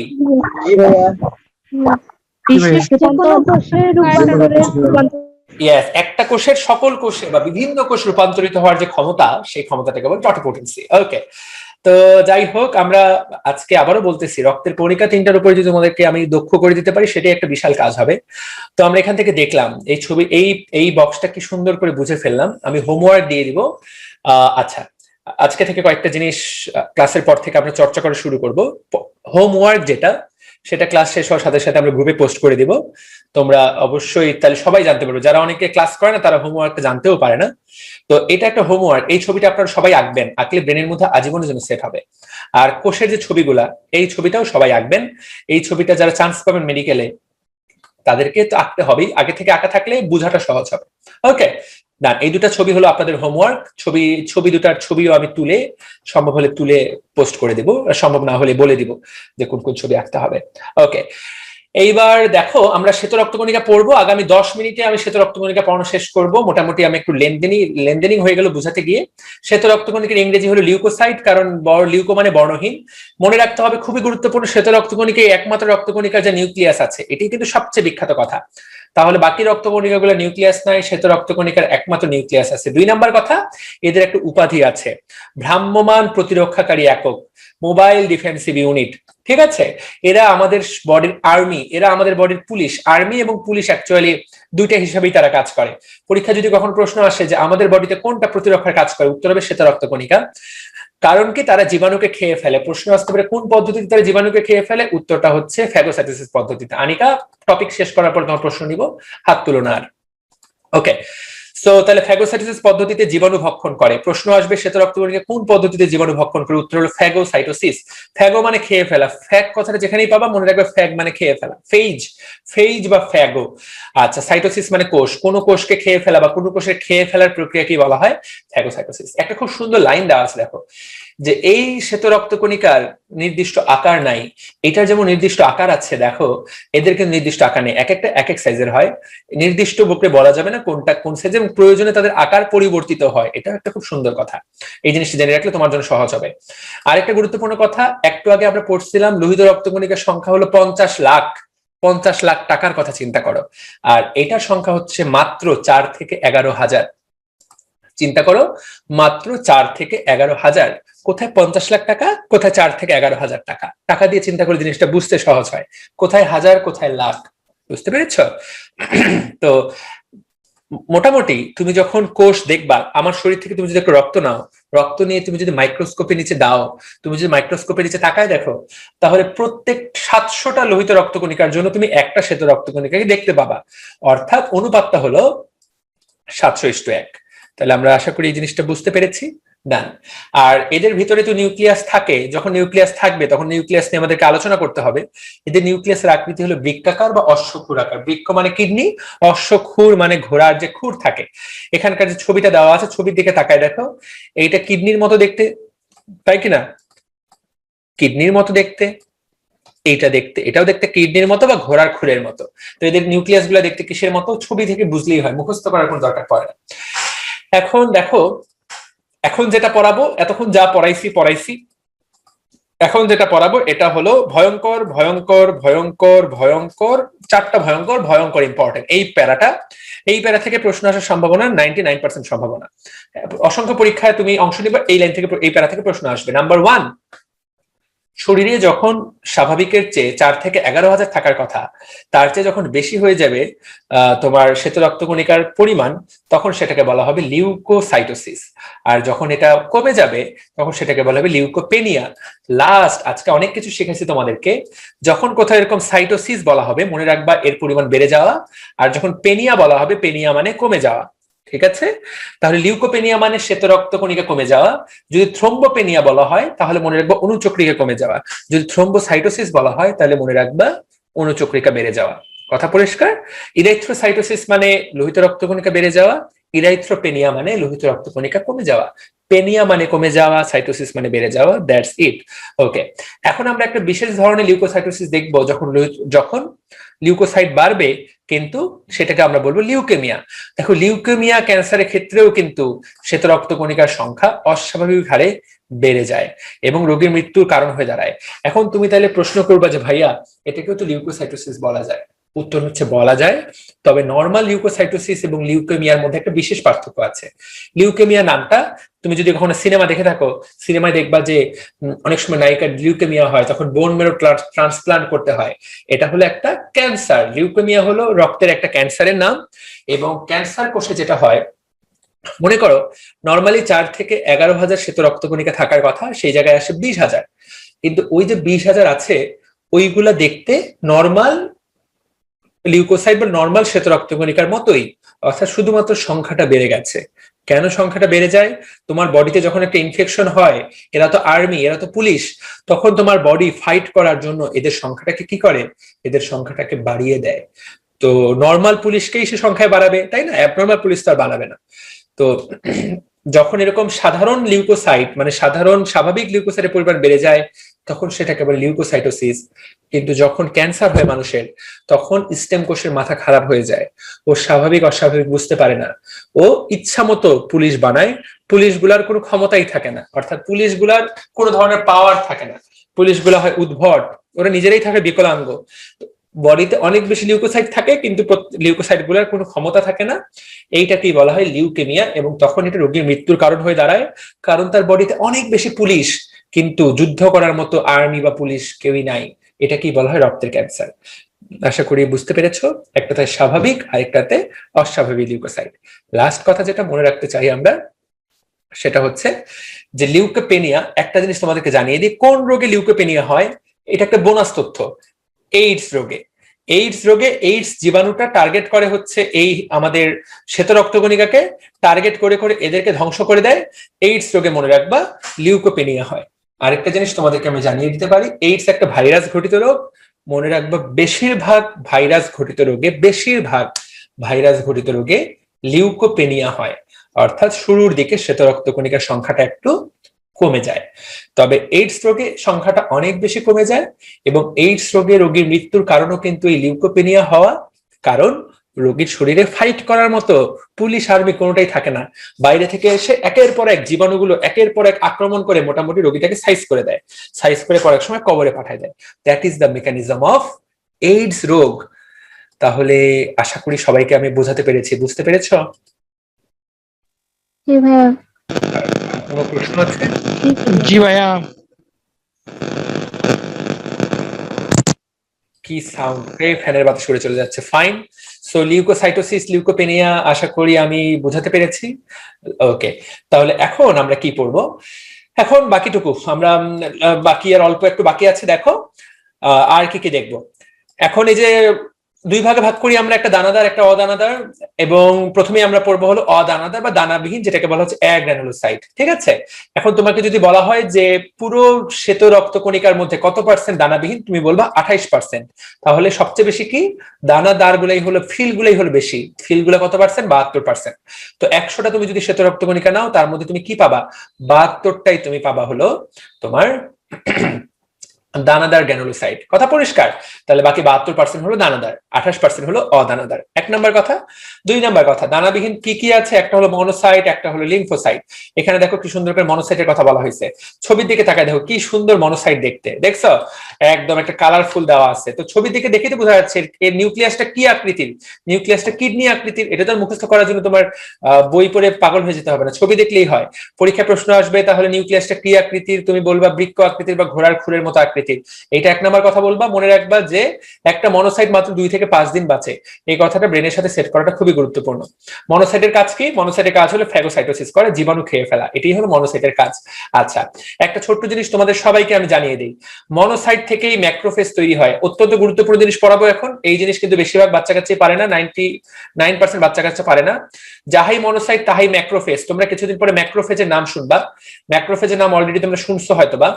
মনোসাইট, যাহাই মনোসাইট তাহাই ম্যাক্রোফেজ। পার্থক্যটা হচ্ছে যখন এটা রক্তনালীতে থাকে তখন এটাকে বলে মনোসাইট। যখন মনোসাইট কোন অ্যাকশনে যায়, রক্তনালী থেকে বের হয়ে যখন টিস্যুতে প্রবেশ করে, অন্য কোনো টিস্যুতে, তখন এটার নাম হয়ে যায় ম্যাক্রোফেজ। এবং কেন এটা তখন ম্যাক্রোফেজ হয়ে যায়? কারণ এটা তখন আকার আকৃতিতে একটা পরিবর্তন আসে, সাইজে এটা অনেক বড় হয়ে যায়, এইটুকু সাইজ থেকে এটা অনেক বড় হয়ে যায় এবং একসাথে মোটামুটি অনেকগুলো ব্যাকটেরিয়াকে মোটামুটি সাইজ করে ফেলতে পারে। তো এই জন্য এটাকে তখন বলা হয় এটাকে ম্যাক্রোফেজ। তো প্রশ্ন আসতে পারে যে ম্যাক্রোফেজ কোথা থেকে তৈরি হয়? উত্তর হচ্ছে ম্যাক্রোফেজ তৈরি হয় মনোসাইট থেকে। তাহলে মনোসাইটের যে কাজ, ম্যাক্রোফেজের একই কাজ, দুইটারই কাজ হচ্ছে ফ্যাগোসাইটোসিস করা। আমাদের শরীরে মাত্র 3টা কোষ ফ্যাগোসাইটোসিস করে, বা 4টা কোষ, তার মধ্যে 2টার নাম তো মাত্র পড়ে ফেললাম। একটা হলো মনোসাইট, আরেকটা হলো ম্যাক্রোফেজ। একটা পর আরেকটা পড়বা। ছবিতে এই ছবিটা সুন্দর করে এঁকে ফেলবা। লিম্ফোসাইট, দেখো তো লিম্ফোসাইট নিউক্লিয়াসটা কিরকম? গোলাকার। ছবির দিকে দেখে যদি তুমি উত্তর করতে পারো, ঠিক আছে? তাহলে পরীক্ষা যদি কখনো আসে লিম্ফোসাইট নিউক্লিয়াস কেমন, তুমি যাতে ভুল না বলো, বড় গোল অখণ্ডায়িত নিউক্লিয়াস। ছবিতে এই জিনিস কিন্তু ভুল করা যাবে না। হ্যাঁ, ওকে। তারপরে এটা কয়দিন বাঁচে? এটা বাঁচে 7 দিন। লিম্ফোসাইট গুলো একটু বেশি বাঁচে। এই তো লিম্ফোসাইট 2 ধরনের, বি লিম্ফোসাইট, টি লিম্ফোসাইট। এখন এখানে একটা খুব গুরুত্বপূর্ণ জিনিস আছে, বি লিম্ফোসাইট অ্যান্টিবডি উৎপন্ন করে। আমরা যেটা নিয়ে কথা বলি, আমরা করোনার সময় আশা করি তোমরা সবাই অ্যান্টিবডি শব্দটার সাথে পরিচিত। ব দিয়ে বি, অ্যান্টিবডি, ব কথাটা আছে এখানে। মনে রাখবা কোন লিম্ফোসাইট অ্যান্টিবডি তৈরি করে? B lymphocyte. যা পড়াচ্ছি এর চেয়ে গুরুত্বপূর্ণ তথ্য এই বইয়ে কিন্তু নাই। যা পড়াচ্ছি এগুলো প্রত্যেকটা ফরজে আইন, এই জিনিস জানা 100% গুরুত্বপূর্ণ। তাহলে অ্যান্টিবডি তৈরি করে কারা? কখনো যদি প্রশ্ন আসে উত্তর হবে লিম্ফোসাইট, ঠিক আছে? আরো যদি স্পেসিফিক আসে কোন লিম্ফোসাইট? B lymphocyte. তাকায় দেখো, বি লিম্ফোসাইট যেহেতু অ্যান্টিবডি তৈরি করে, সেই জন্য লিম্ফোসাইট গুলোকে আণুবীক্ষণিক সৈনিক বলা হয়। এটা কিন্তু খুবই গুরুত্বপূর্ণ লাইন। কয়েক পেজ পরে চলে যাও, শ্বেত রক্তকণিকার কাজ অপশনে চলে যাও। আণুবীক্ষণিক সৈনিক কাকে বলে? উত্তর হচ্ছে লিম্ফোসাইট গুলোকে আণুবীক্ষণিক সৈনিক বলা হয়। খুবই খুবই খুবই গুরুত্বপূর্ণ, ভয়ঙ্কর ইম্পর্টেন্ট এই তথ্যটা। আণুবীক্ষণিক সৈনিক কাকে বলা হয়? যারা হাত তুলছো তোমাদের হাতের উত্তর আমি পরে দিচ্ছি। এই তো, ঠিক আছে? সো আমরা শিখে গেলাম এটা। তো আমরা দেখলাম যে মনে রাখবা যে মনোসাইটের সংখ্যা কিন্তু অনেক কম থাকে, লিম্ফোসাইটের সংখ্যা কিন্তু সেই তুলনায় অনেক বেশি। দেখো এখানে একটা বক্স দেওয়া আছে, লিম্ফোসাইটের সংখ্যা কয়টা দেখো? লিম্ফোসাইটের সংখ্যা 1500 থেকে 2700টা, আর মনোসাইটের সংখ্যা মাত্র 300 থেকে 800টা। যারা মুখস্থ, এই জিনিস বুঝাবুঝির কোনো অপশন নাই। শুধু এইটুকু বলে দিই, লিম্ফোসাইটের সংখ্যা অনেক বেশি, অনেক বেশি। সে সবকিছু কিন্তু বেশি বেশি। সে কয়দিন বাঁচে? 7 দিন বাঁচে। আর এই বেটা কয়দিন বাঁচে? 2 থেকে মাত্র 5 দিন বাঁচে। এর কাজটা কি ছিল? ফ্যাগোসাইটোসিস পদ্ধতিতে জীবাণু ভক্ষণ, তাই না? আর ওর কাজ কি? অ্যান্টিবডি উৎপাদন করা। আশা করি ব্রেনের মধ্যে সবার এই জিনিসটা সেট হয়ে গেছে। এর কাজ কি? এর নিউক্লিয়াসটা কেমন? গোলাকার বৃহদাকার নিউক্লিয়াস, তাই না? আর এরটা কি? বৃক্কাকার নিউক্লিয়াস। পরীক্ষা কিন্তু এগুলাই আসবে, আশা করি সবাই পারবা। এবার উৎস, এদের জন্ম কোথা থেকে? এদের মনে রাখবো সবার জন্ম কিন্তু মোটামুটি অস্থিমজ্জা সবারই জন্য কমন, লাল অস্থিমজ্জা। অ্যাকচুয়ালি সবাই লাল অস্থিমজ্জা থেকেই জন্মায়, আর সবাই লাল অস্থিমজ্জা থেকে জন্মায়, এই কথাটা মনে রাখবা। তারপরও এই কোষগুলা এক্সট্রা আরো 2 জায়গা থেকে জন্মাতে পারে। এই 2 জন, প্লীহা এবং লসিকা গ্রন্থি, এই 2 জায়গা থেকেও জন্মাতে পারে। এটা হলো এদের জন্য বোনাস। কিন্তু মোটামুটি তারা কোথা থেকে জন্মায়? মোটামুটি তারা 100 শিওর যে তারা লাল অস্থিমজ্জা থেকে জন্মায়। এছাড়া প্লীহা লসিকা থেকে জন্মাতে পারে, দ্যাটস বোনাস। এই কথাটা বুঝা, এদের জন্য বোনাস। আমি তোমাদেরকে জানিয়ে দিলাম। আশা করি মনোসাইট এবং লিম্ফোসাইটের প্রত্যেকটা তথ্য আপনারা উত্তর করতে পারবেন। ওকে, যারা ক্লাস করছো পারা যাবে তো নাকি? ইনশাআল্লাহ ভাইয়া। এবার দেখো বাকি দিনটা কিভাবে শেষ করি, ঘাটাঘাট শেষ করি। দেখো এবার দানাদার। প্রথম কথা হচ্ছে সবাই আমাকে বলো, দানাগুলো কোথায় থাকে? নিউক্লিয়াস নাকি সাইটোপ্লাজমে?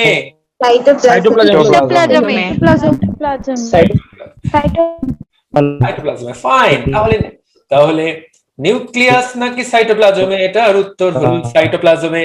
এইবার তাকায় দেখো, যেইগুলোর মধ্যে দানা থাকে না সেইগুলো হলো নিউট্রোফিল, আর কোনটা ইওসিনোফিল এবং বেসোফিল। সবাই বলো মারহাবা।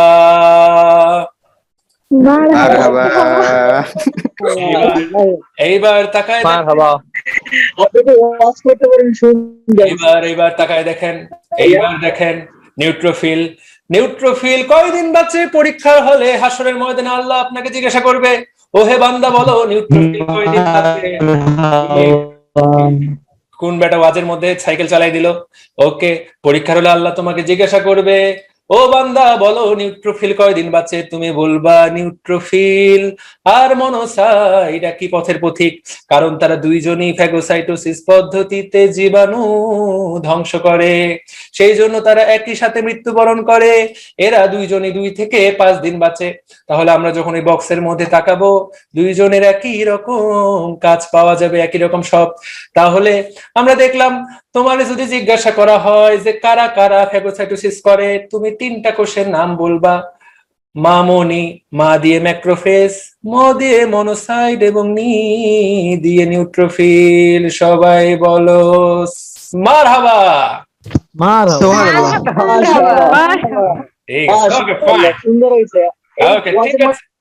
আরে বেটা মাঝের মধ্যে কি, এখন তো আমি ওয়াজের মুডে চলে আসছি, এখন তো ওয়াজ স্টাইলই পড়তে হবে।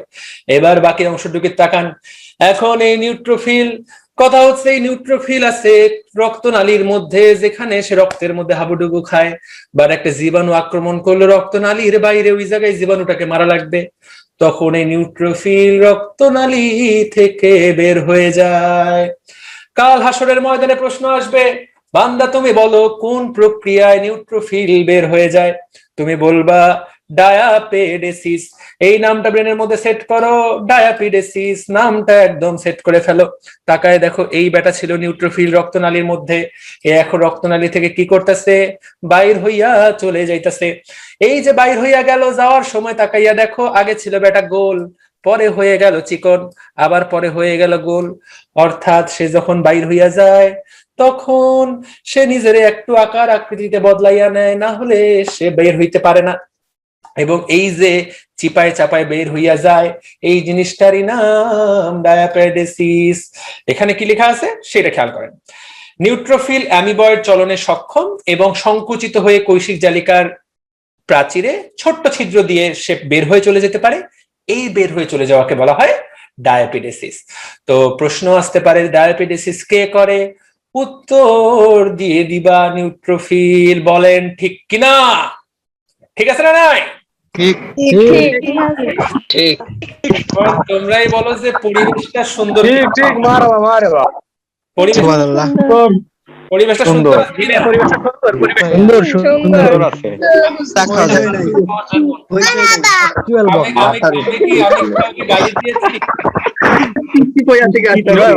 আমি কি কাউকে গালি দিয়েছি? না।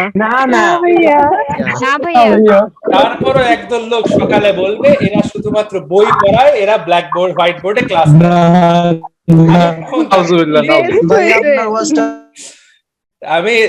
আমি তাদের জন্য বলি, আমরা তো ভালো না, তোমরা ভালো লইয়াই থাকো, তোমরা হোয়াইট বোর্ডে ক্লাস করতে থাকো। আশা করি পরিবেশটা সুন্দর আছে। So that's fine. আমি একটু পানি খাই, খাবো?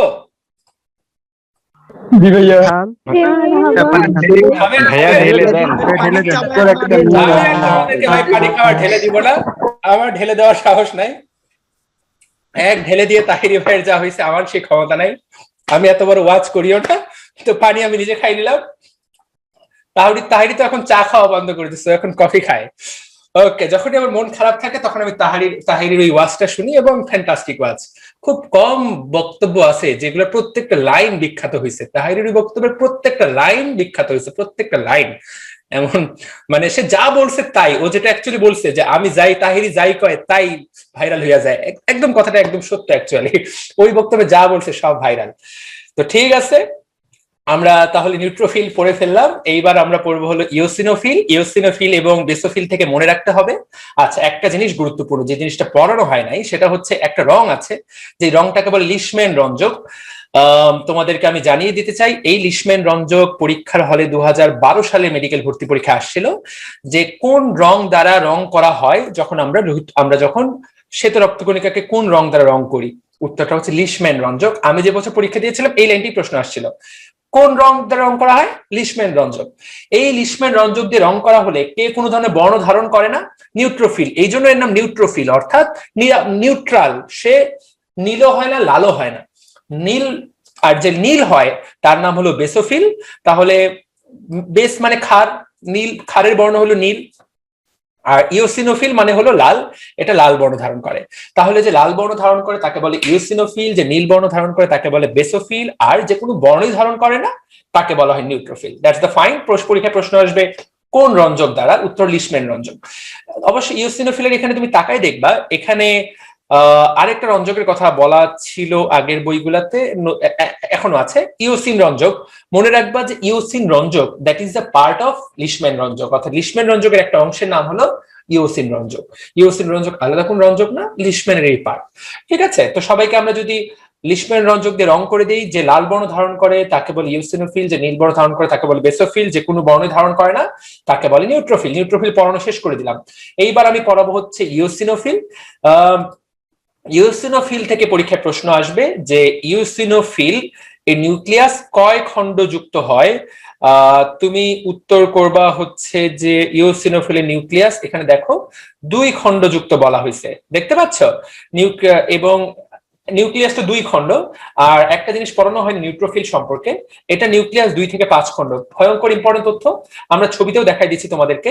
এবং এটা যে কালকে আঁকবা, এই তাকায় দেখো, নিউট্রোফিল 2 থেকে 5, 2 থেকে 5 এর মাঝামাঝি 3, দেখো 3টা খণ্ড। নিউক্লিয়াস কিন্তু আঁকার সময় খুব মনোযোগ দিয়ে আঁকবা, 3টা গোল্লা দিবা, 3টা গোল্লা দিয়ে তাদের মধ্যে ডট, তাদেরকে কানেক্ট করে দিবা, তাহলে কিন্তু নিউট্রোফিল নিউক্লিয়াস আঁকতে পারবা, না হলে কিন্তু আঁকা হবে না। ইওসিনোফিল নিউক্লিয়াস 2 খণ্ড বিশিষ্ট, 2টাই ভাবে নিউক্লিয়াস আঁকবা, নিচে এদেরকে কানেক্ট করে দিবা। এই জিনিস তুমি যদি না দাও তাহলে কিন্তু তুমি ইওসিনোফিল আঁকা হইলো না। জিনিসটা যাতে আমরা অবশ্যই মনে রাখি, ঠিক আছে? তা নিউট্রোফিলের নিউক্লিয়াস 3 থেকে 5 খণ্ড, 2 থেকে 5 খণ্ড, ইওসিনোফিল নিউক্লিয়াস 2 খণ্ড। পরীক্ষার জন্য মুখস্থ করাটা ফরজে আইন, পরীক্ষায় কিন্তু আসতে পারে, ছবিও কিন্তু তুমি আঁকবা। দেখো এই ছবিটা কিন্তু তোমার এইচএসসি তেও আসতে পারে, যে এইটা কি ধরনের, 3টা নাম দিয়ে দিল, এবিসি, কোনটা কোনটা কি? নিউট্রোফিল তোমাকে চিনতে পারতে হবে, এবিসি। তো তোমরা যদি এই জিনিসটা ভালো করে খেয়াল না করো তাহলে কিন্তু উত্তর করতে পারবে না। ওকে, এটার আয়ুষ্কাল কয়দিন? 8 থেকে 12 দিন, মোটামুটি অনেকদিন বাঁচে। শেষের লাইন দুইটা, এই লাইন দুইটা আসলে ভুল করে এখানে এসেছে, যাদের এই বইটা এই এডিশন তাদের বইটা ভুল দেওয়া আছে। ইওসিনোফিলের কাজের জায়গায় বেসোফিলের কাজ দেওয়া আছে, এটা অ্যাকচুয়ালি ভুল। ইওসিনোফিলের কি কাজ আমাকে যদি জিজ্ঞাসা করা হয়, তাহলে আমি বলবো ইওসিনোফিলের কাজ হলো কৃমির লার্ভা ধ্বংস করা। আর কিসের বিরুদ্ধে কাজ করা? অ্যালার্জির বিরুদ্ধে কাজ করা। তো মনে রাখতে হবে অ্যালার্জি এবং কৃমি এর বিরুদ্ধে কাজ করে ইওসিনোফিল। ব্রেনের মধ্যে সেট করে ফেলো, ওই যে কৃমিগুলা পড়ছিলাম, যারা দুষ্ট ছেলে, যাদের পেটে গুড়া কৃমি লাড়াচাড়া দেয়, ওই ছেলেগুলোর যদি রক্ত পরীক্ষা করে দেখো, ওর ইওসিনের পরিমাণ বেশি পাওয়া যাবে। আর যাদের অ্যালার্জির সমস্যা আছে, অল্পতেই হাঁচি কাশি দিয়ে 12টা বেজে যায়, তাদেরও যদি পরীক্ষা করে দেখো, তাদেরও রক্তে ইওসিনের পরিমাণ বেশি, ইওসিনোফিলের পরিমাণ বেশি পাওয়া যাবে। বলো মারহাবা।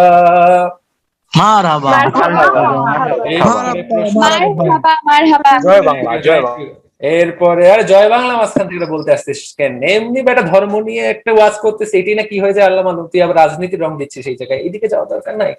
এইবার লাস্ট টপিক, একদম লাস্ট টপিক, এইবার হলো বেসোফিল। ইওসিনোফিলের কাজ পড়াই দিলাম। বেসোফিল নীল বর্ণ ধারণ করে, এই নিউক্লিয়াসটাও 2 খণ্ড বিশিষ্ট এবং বৃক্কাকার। ঠিক আছে, তোমরা একটা জিনিস তাকায় দেখো, আমি কিন্তু তোমাদেরকে কোনো ধরনের সংখ্যা পড়াই নাই, মানে কোনটার সাইজ কতটুকু, এই জিনিস তুমি নিজ দায়িত্ব মুখস্থ করতে পারো, চাইলে নাও করতে পারো। এইগুলা মুখস্থ করাকে আমি টর্চার বলে মনে করি। কোনটার সাইজ কতটুকু এই জিনিস মুখস্থ করাটা আহামরি গুরুত্বপূর্ণ না বলেই আমার কাছে মনে হয়। এইবার দেখো, সবচেয়ে বেশি দিন বেঁচে থাকে বেসোফিল, কারণ নামের মধ্যেই বেশি কথাটা দেওয়া আছে, বেসোফিল বা বেশি ফিল, মনে রাখতে পারো সবচেয়ে বেশি দিন বেঁচে থাকে এই বেটা। কিন্তু মজার বিষয় হচ্ছে সবচেয়ে বেশি দিন বাঁচলেও সংখ্যার দিক দিয়ে এই বেটা সবচেয়ে কম, মাত্র থাকে 0 থেকে 100টা। কিন্তু বাঁচে হলো সবচেয়ে বেশি। বাঁচে সবচেয়ে কম কোন বেটা? বাঁচে সবচেয়ে কম নিউট্রোফিল, কিন্তু সংখ্যার দিক দিয়ে এই হলো সবচেয়ে বেশি, 3 থেকে 5,000। আর ইওসিনোফিল হলো মাঝামাঝি, বাঁচে 8 থেকে 12 দিন, সংখ্যার দিক দিয়েও মাঝামাঝি, 150 থেকে 400। তাহলে এই দেখো পুরা জিনিসটা আমি পড়ায় সাইজ করে ফেললাম সবার জন্য লাল অস্থি মজ্জা থেকে। 2 থেকে 5 খণ্ড বিশিষ্ট নিউক্লিয়াস, 2 থেকে 7 খণ্ড বিশিষ্ট নিউক্লিয়াস, নিউক্লিয়াস 2 খণ্ড বিশিষ্ট। এটা এখানে বলা নেই, বাট তোমাকে জানতে হবে। একটা জিনিস জানো, এখানে 2 থেকে 7 বলা হয়েছে ইওসিনোফিল, এটাও সত্য। আবার এইখানে ইওসিনোফিলে যেটা বলছে 2 খণ্ড, সেটাও সত্য। দুইটাই মনে রাখবা, কারণ বইয়ে 2টা লাইনই দেওয়া আছে। ইওসিনোফিলে অনেক সময় 2টা খণ্ড থাকতে পারে, 7টা খণ্ডও থাকতে পারে। আমরা যাতে অবশ্যই এই কথাগুলা ফরজে আইন হিসেবে মনে রাখি, এরই সাথে সাথে ভয়ঙ্কর যে তথ্যগুলা, বেশিরভাগ তথ্যই কিন্তু আমি তোমাদেরকে পড়ায় ফেললাম। এখন বেসোফিলের কাজ কি? বেসোফিলের কাজ, তুমি যতদিন দুনিয়ার বুকে বেঁচে আছো, বেসোফিলের কাজ তোমাকে মৃত্যু পর্যন্ত মনে রাখতে হবে। কারণ বেসোফিল যে জিনিসটা ক্ষরণ করে তার নাম হইল হেপারিন। এই হেপারিন যেই কাজটা করে, রক্তকে তরল রাখে। আজকে যদি হেপারিন না থাকতো, তাহলে তুমি নির্বাচনে স্লোগান শুনতা। এখন নির্বাচনে কি স্লোগান শোনো? রহিম ভাইয়ের চরিত্র ফুলের মতো পবিত্র। যদি আমাদের রক্তে হেপারিন না থাকতো, তাহলে তুমি পরীক্ষা হলে স্লোগান শুনতা রহিম ভাইয়ের, কেবল নির্বাচনে মাঠে স্লোগান শুনতা রহিম ভাইয়ের রক্ত লোহার মতো শক্ত। বুঝতে পারলে? আমাদের শরীরে যদি হেপারিন না থাকতো, তাহলে আমাদের রক্ত কি হয়ে যেত? তাহলে পরীক্ষায় প্রশ্ন আসবে যে কোনটির কারণে রক্ত জমাট বাঁধে না, উত্তর হইলো হেপারিন। তাহলে বেসোফিলের কাছে আমরা আজীবন কৃতজ্ঞ। এরপর কৃতজ্ঞ সে হিস্টামিন ক্ষরণ করে। এই হিস্টামিন আমাদের কি করে? রোগ প্রতিরোধ ক্ষমতা বৃদ্ধি করে। সবাই মনে মনে বলো মারহাবা। তাহলে পড়া শেষ। দেখো এইখানে পরবর্তী কাজের মধ্যে আবার এটা দেওয়া হয়েছে, হেপারিন কি করে, তারপর হিস্টামিন কি করে, এগুলা খুব সুন্দর করে দেওয়া আছে। তুমি যদি লাউড স্পিকার দাও, তোমার মা ভাববে যে তুমি পড়ালেখা ছেড়ে ওয়াজ শুনতেছে, লাউড স্পিকার দেওয়ার দরকার নেই। সবাই ওটাকে কি বলে, ওটাকে যে হেডফোন লাগানো ওখানে, তাহলে ভালো হবে। না হলে ভাববে যে কি ব্যাপার, আমার বাচ্চাটা ওয়াজের ময়দানে কিভাবে চলে গেল। ঠিক আছে। আর একটা জিনিস তোমরা আমাকে বলো, ওয়াজের সুরটা ঠিক আছে কিনা? মানে আমি যদি কালকে যদি মনে করো, কালকে যদি পেশা চেঞ্জ করে মানে একটু ইসলাম নিয়ে পড়াশোনা শুরু করে,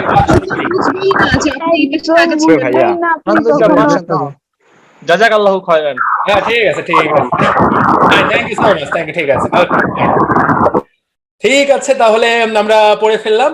এরই সাথে সাথে কিন্তু এখানকার প্রত্যেকটা, আবারও বলতেছি, এতক্ষণ যা পড়াইছি, শ্বেত রক্তকণিকা হলো 4টা ভি ইম্পর্টেন্ট, ভয়ঙ্কর ভয়ঙ্কর ভয়ঙ্কর ইম্পর্টেন্ট। এবং শ্বেত রক্তকণিকার এই বক্স, এই 4টা পেজ তোমাকে মোটামুটি একদম হাফিজ, কোরআনে হাফিজরা যেভাবে মুখস্থ করে, তোমাকে একইভাবে এটা হেফজ করতে হবে। দেখো এইটাও আমাদের কিন্তু পড়া শেষ। এটা বড় হয়ে গেল কেন? দেখো এই রোহিত রক্ত কিন্তু পড়া শেষ। 50 লাখ কোথায় জন্ম নেয় এবং কতটুকু, এগুলো কিন্তু আমরা সব পড়ে ফেলছি। একটা জিনিস শুধু পড়ে নি, অনুচক্রিকা কতটুকু থাকে? 1.5 লাখ থেকে 3 লাখ। কোথায় জন্মায়? লাল অস্থি মজ্জায় জন্মায়। এটাও জন্মায় লাল অস্থি মজ্জায়। কয়দিন বাঁচে? মাত্র 5 থেকে 9 দিন। আবার খুব মজার বিষয়, তুমি যখন নিচে পড়বা, অনুচক্রিকাকে বলছে 8 থেকে 12 দিন। একই গাজী আজমল স্যারের বইয়ে, একই বইয়ের 2 নম্বর তথ্য, আমি ঠিক শিওর না স্যার এগুলো কেন মডারেট করেন না। একই বইয়ের প্রথম উপরের বক্সে বলছে 5 থেকে 9 দিন, পরের বক্সে বলছে 8 থেকে 12 দিন। তোমাকে ভাইয়া এবং আপু দুইটাই শিখতে হবে। অপশনের পরীক্ষায় কোনটা আসবে আমি সেটা জানি না, তুমি দুইটাই মুখস্থ করবা।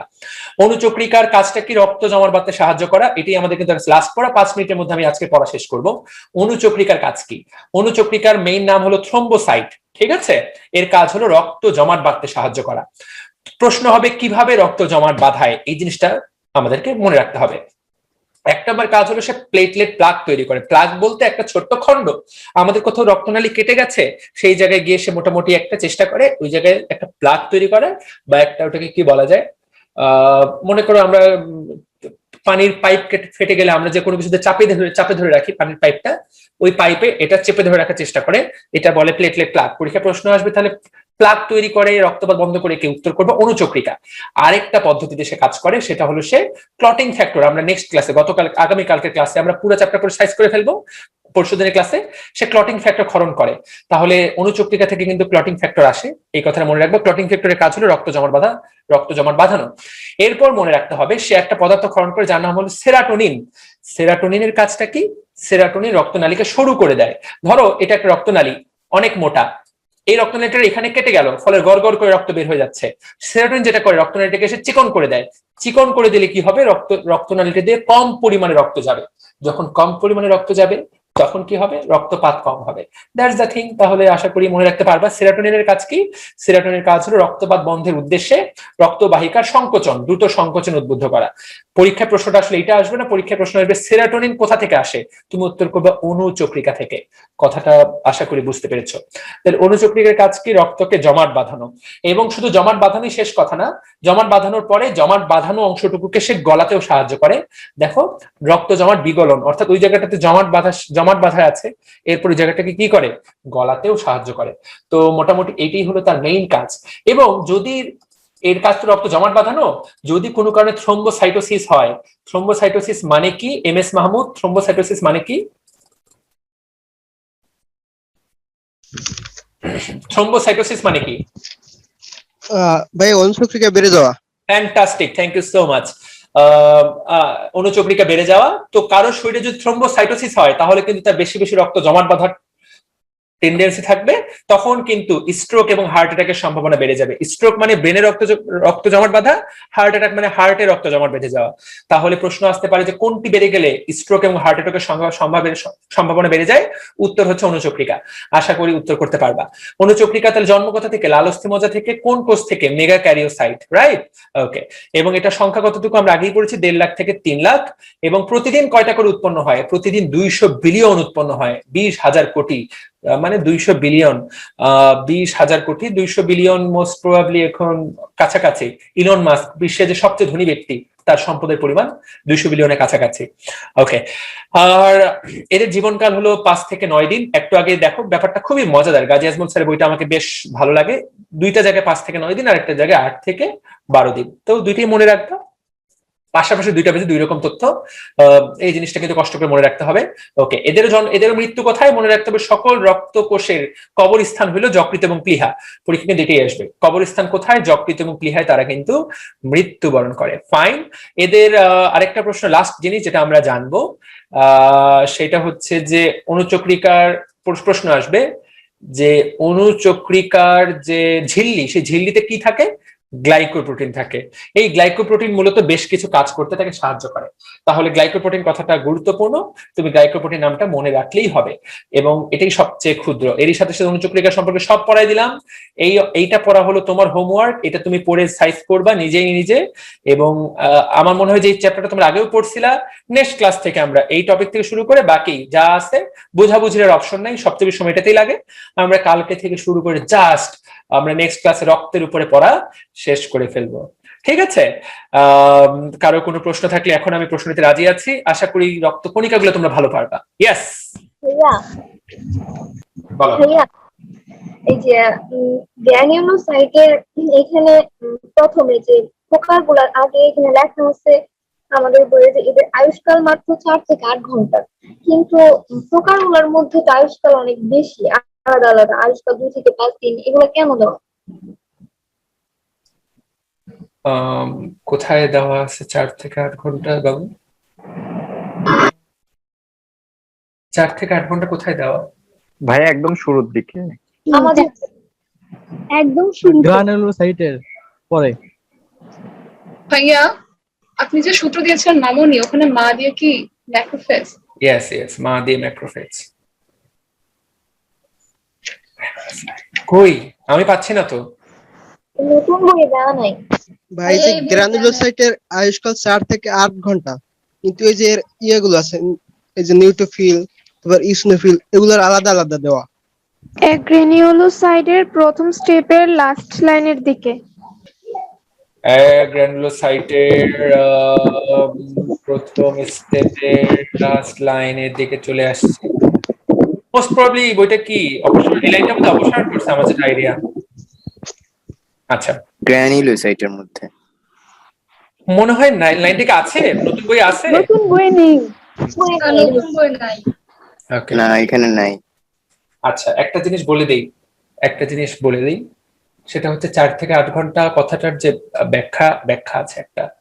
যখন ওই যে কোথাও যুদ্ধ হয় তখন যুদ্ধে পাঠায় দেওয়া হয় যেগুলো নতুন নতুন জন্ম হয়, সেগুলো যুদ্ধ করতে করতে মারা যায়, ওইগুলা যেদিন জন্ম হয় সেদিনই মারা যায়। সবার আয়ুষ্কাল যে 2 থেকে 5 দিন, ব্যাপারটা এমন না, হতে পারে, এটা ভেরি করে, এটা একটা রেঞ্জ, 4 থেকে 8 ঘন্টা থেকে কয়েকদিন পর্যন্ত 2 থেকে, তবে কিছু আছে যেগুলো দীর্ঘ সময় বেঁচে থাকতে পারে 2 থেকে 5 দিন, আর বাকিগুলো 4 থেকে 8 ঘন্টা হতে পারে। ওই লাইনটা যে ভুল তা না, নতুন বইয়ে যদি অপসারণ করা হয়েছে, বাট ঠিক আছে, কিছু কিছু গ্র্যানুলোসাইট বা কিছু কিছু নিউট্রোফিলের জন্ম খুব কম সময়ের জন্য হয়, অ্যাকচুয়ালি দ্যাটস ট্রু। যেগুলো যুদ্ধের, যখন যুদ্ধ লেগে যায় কোথাও, অর্থাৎ যখন কোনো জীবাণুর সাথে সংগ্রাম চলে, তখন নতুন নতুন যেগুলো আসে সেগুলো ডিরেক্ট যুদ্ধে চলে যায়। এবং একটা ভালো জিনিস বলে দিই, তোমরা সবাই পুজের সাথে পরিচিত না? পুজ হয় না সবার হাত, অনেকের হয়েছে জীবনে কোথাও না কোথাও পুজ, হ্যাঁ পুজ তো চিনো নাকি? চিনি পুজ আসলে আর কিছুই না, পুজ হলো 2টা জিনিসের সমষ্টি। একটা হলো ওখানে যে জীবাণুটা ছিল সেই জীবাণুটা, আর হলো নিউট্রোফিল। পুজের মধ্যে 2টা জিনিসের মৃতদেহ থাকে, একটা হলো জীবাণুর মৃতদেহ, আর একটা হলো নিউট্রোফিলের মৃতদেহ। ওরা ওখানে যুদ্ধ করে, নিউট্রোফিল গুলো যখন যুদ্ধ করে তারা নিজেরাও আত্মহত্যা করে মারা যায়। অ্যাকচুয়ালি আত্মহত্যা করে না, যুদ্ধ করতে করতে তারাও শহীদ হয়ে যায়। তাহলে এই হলো আমাদের নিউট্রোফিল, বীর সেনানী। ঠিক আছে, আর ভাইয়া পার্সেল না হাত তুলো সবাই, সবাই অ্যালার্জি জন্য অ্যালার্জির জন্য হাত তুলো, কাকে কাকে এক এক করে সুযোগ দেই, এভাবে দেওয়া যাবে না। অপিনকে সুযোগ দেয়, অপিন। ইয়েস, আমরা ক্লাস লেকচার রেকর্ড অফ করে দেই, যারা ক্লাস থেকে চলে যেতে চাইলে চলে যেতে পারো, কোনো সমস্যা নাই।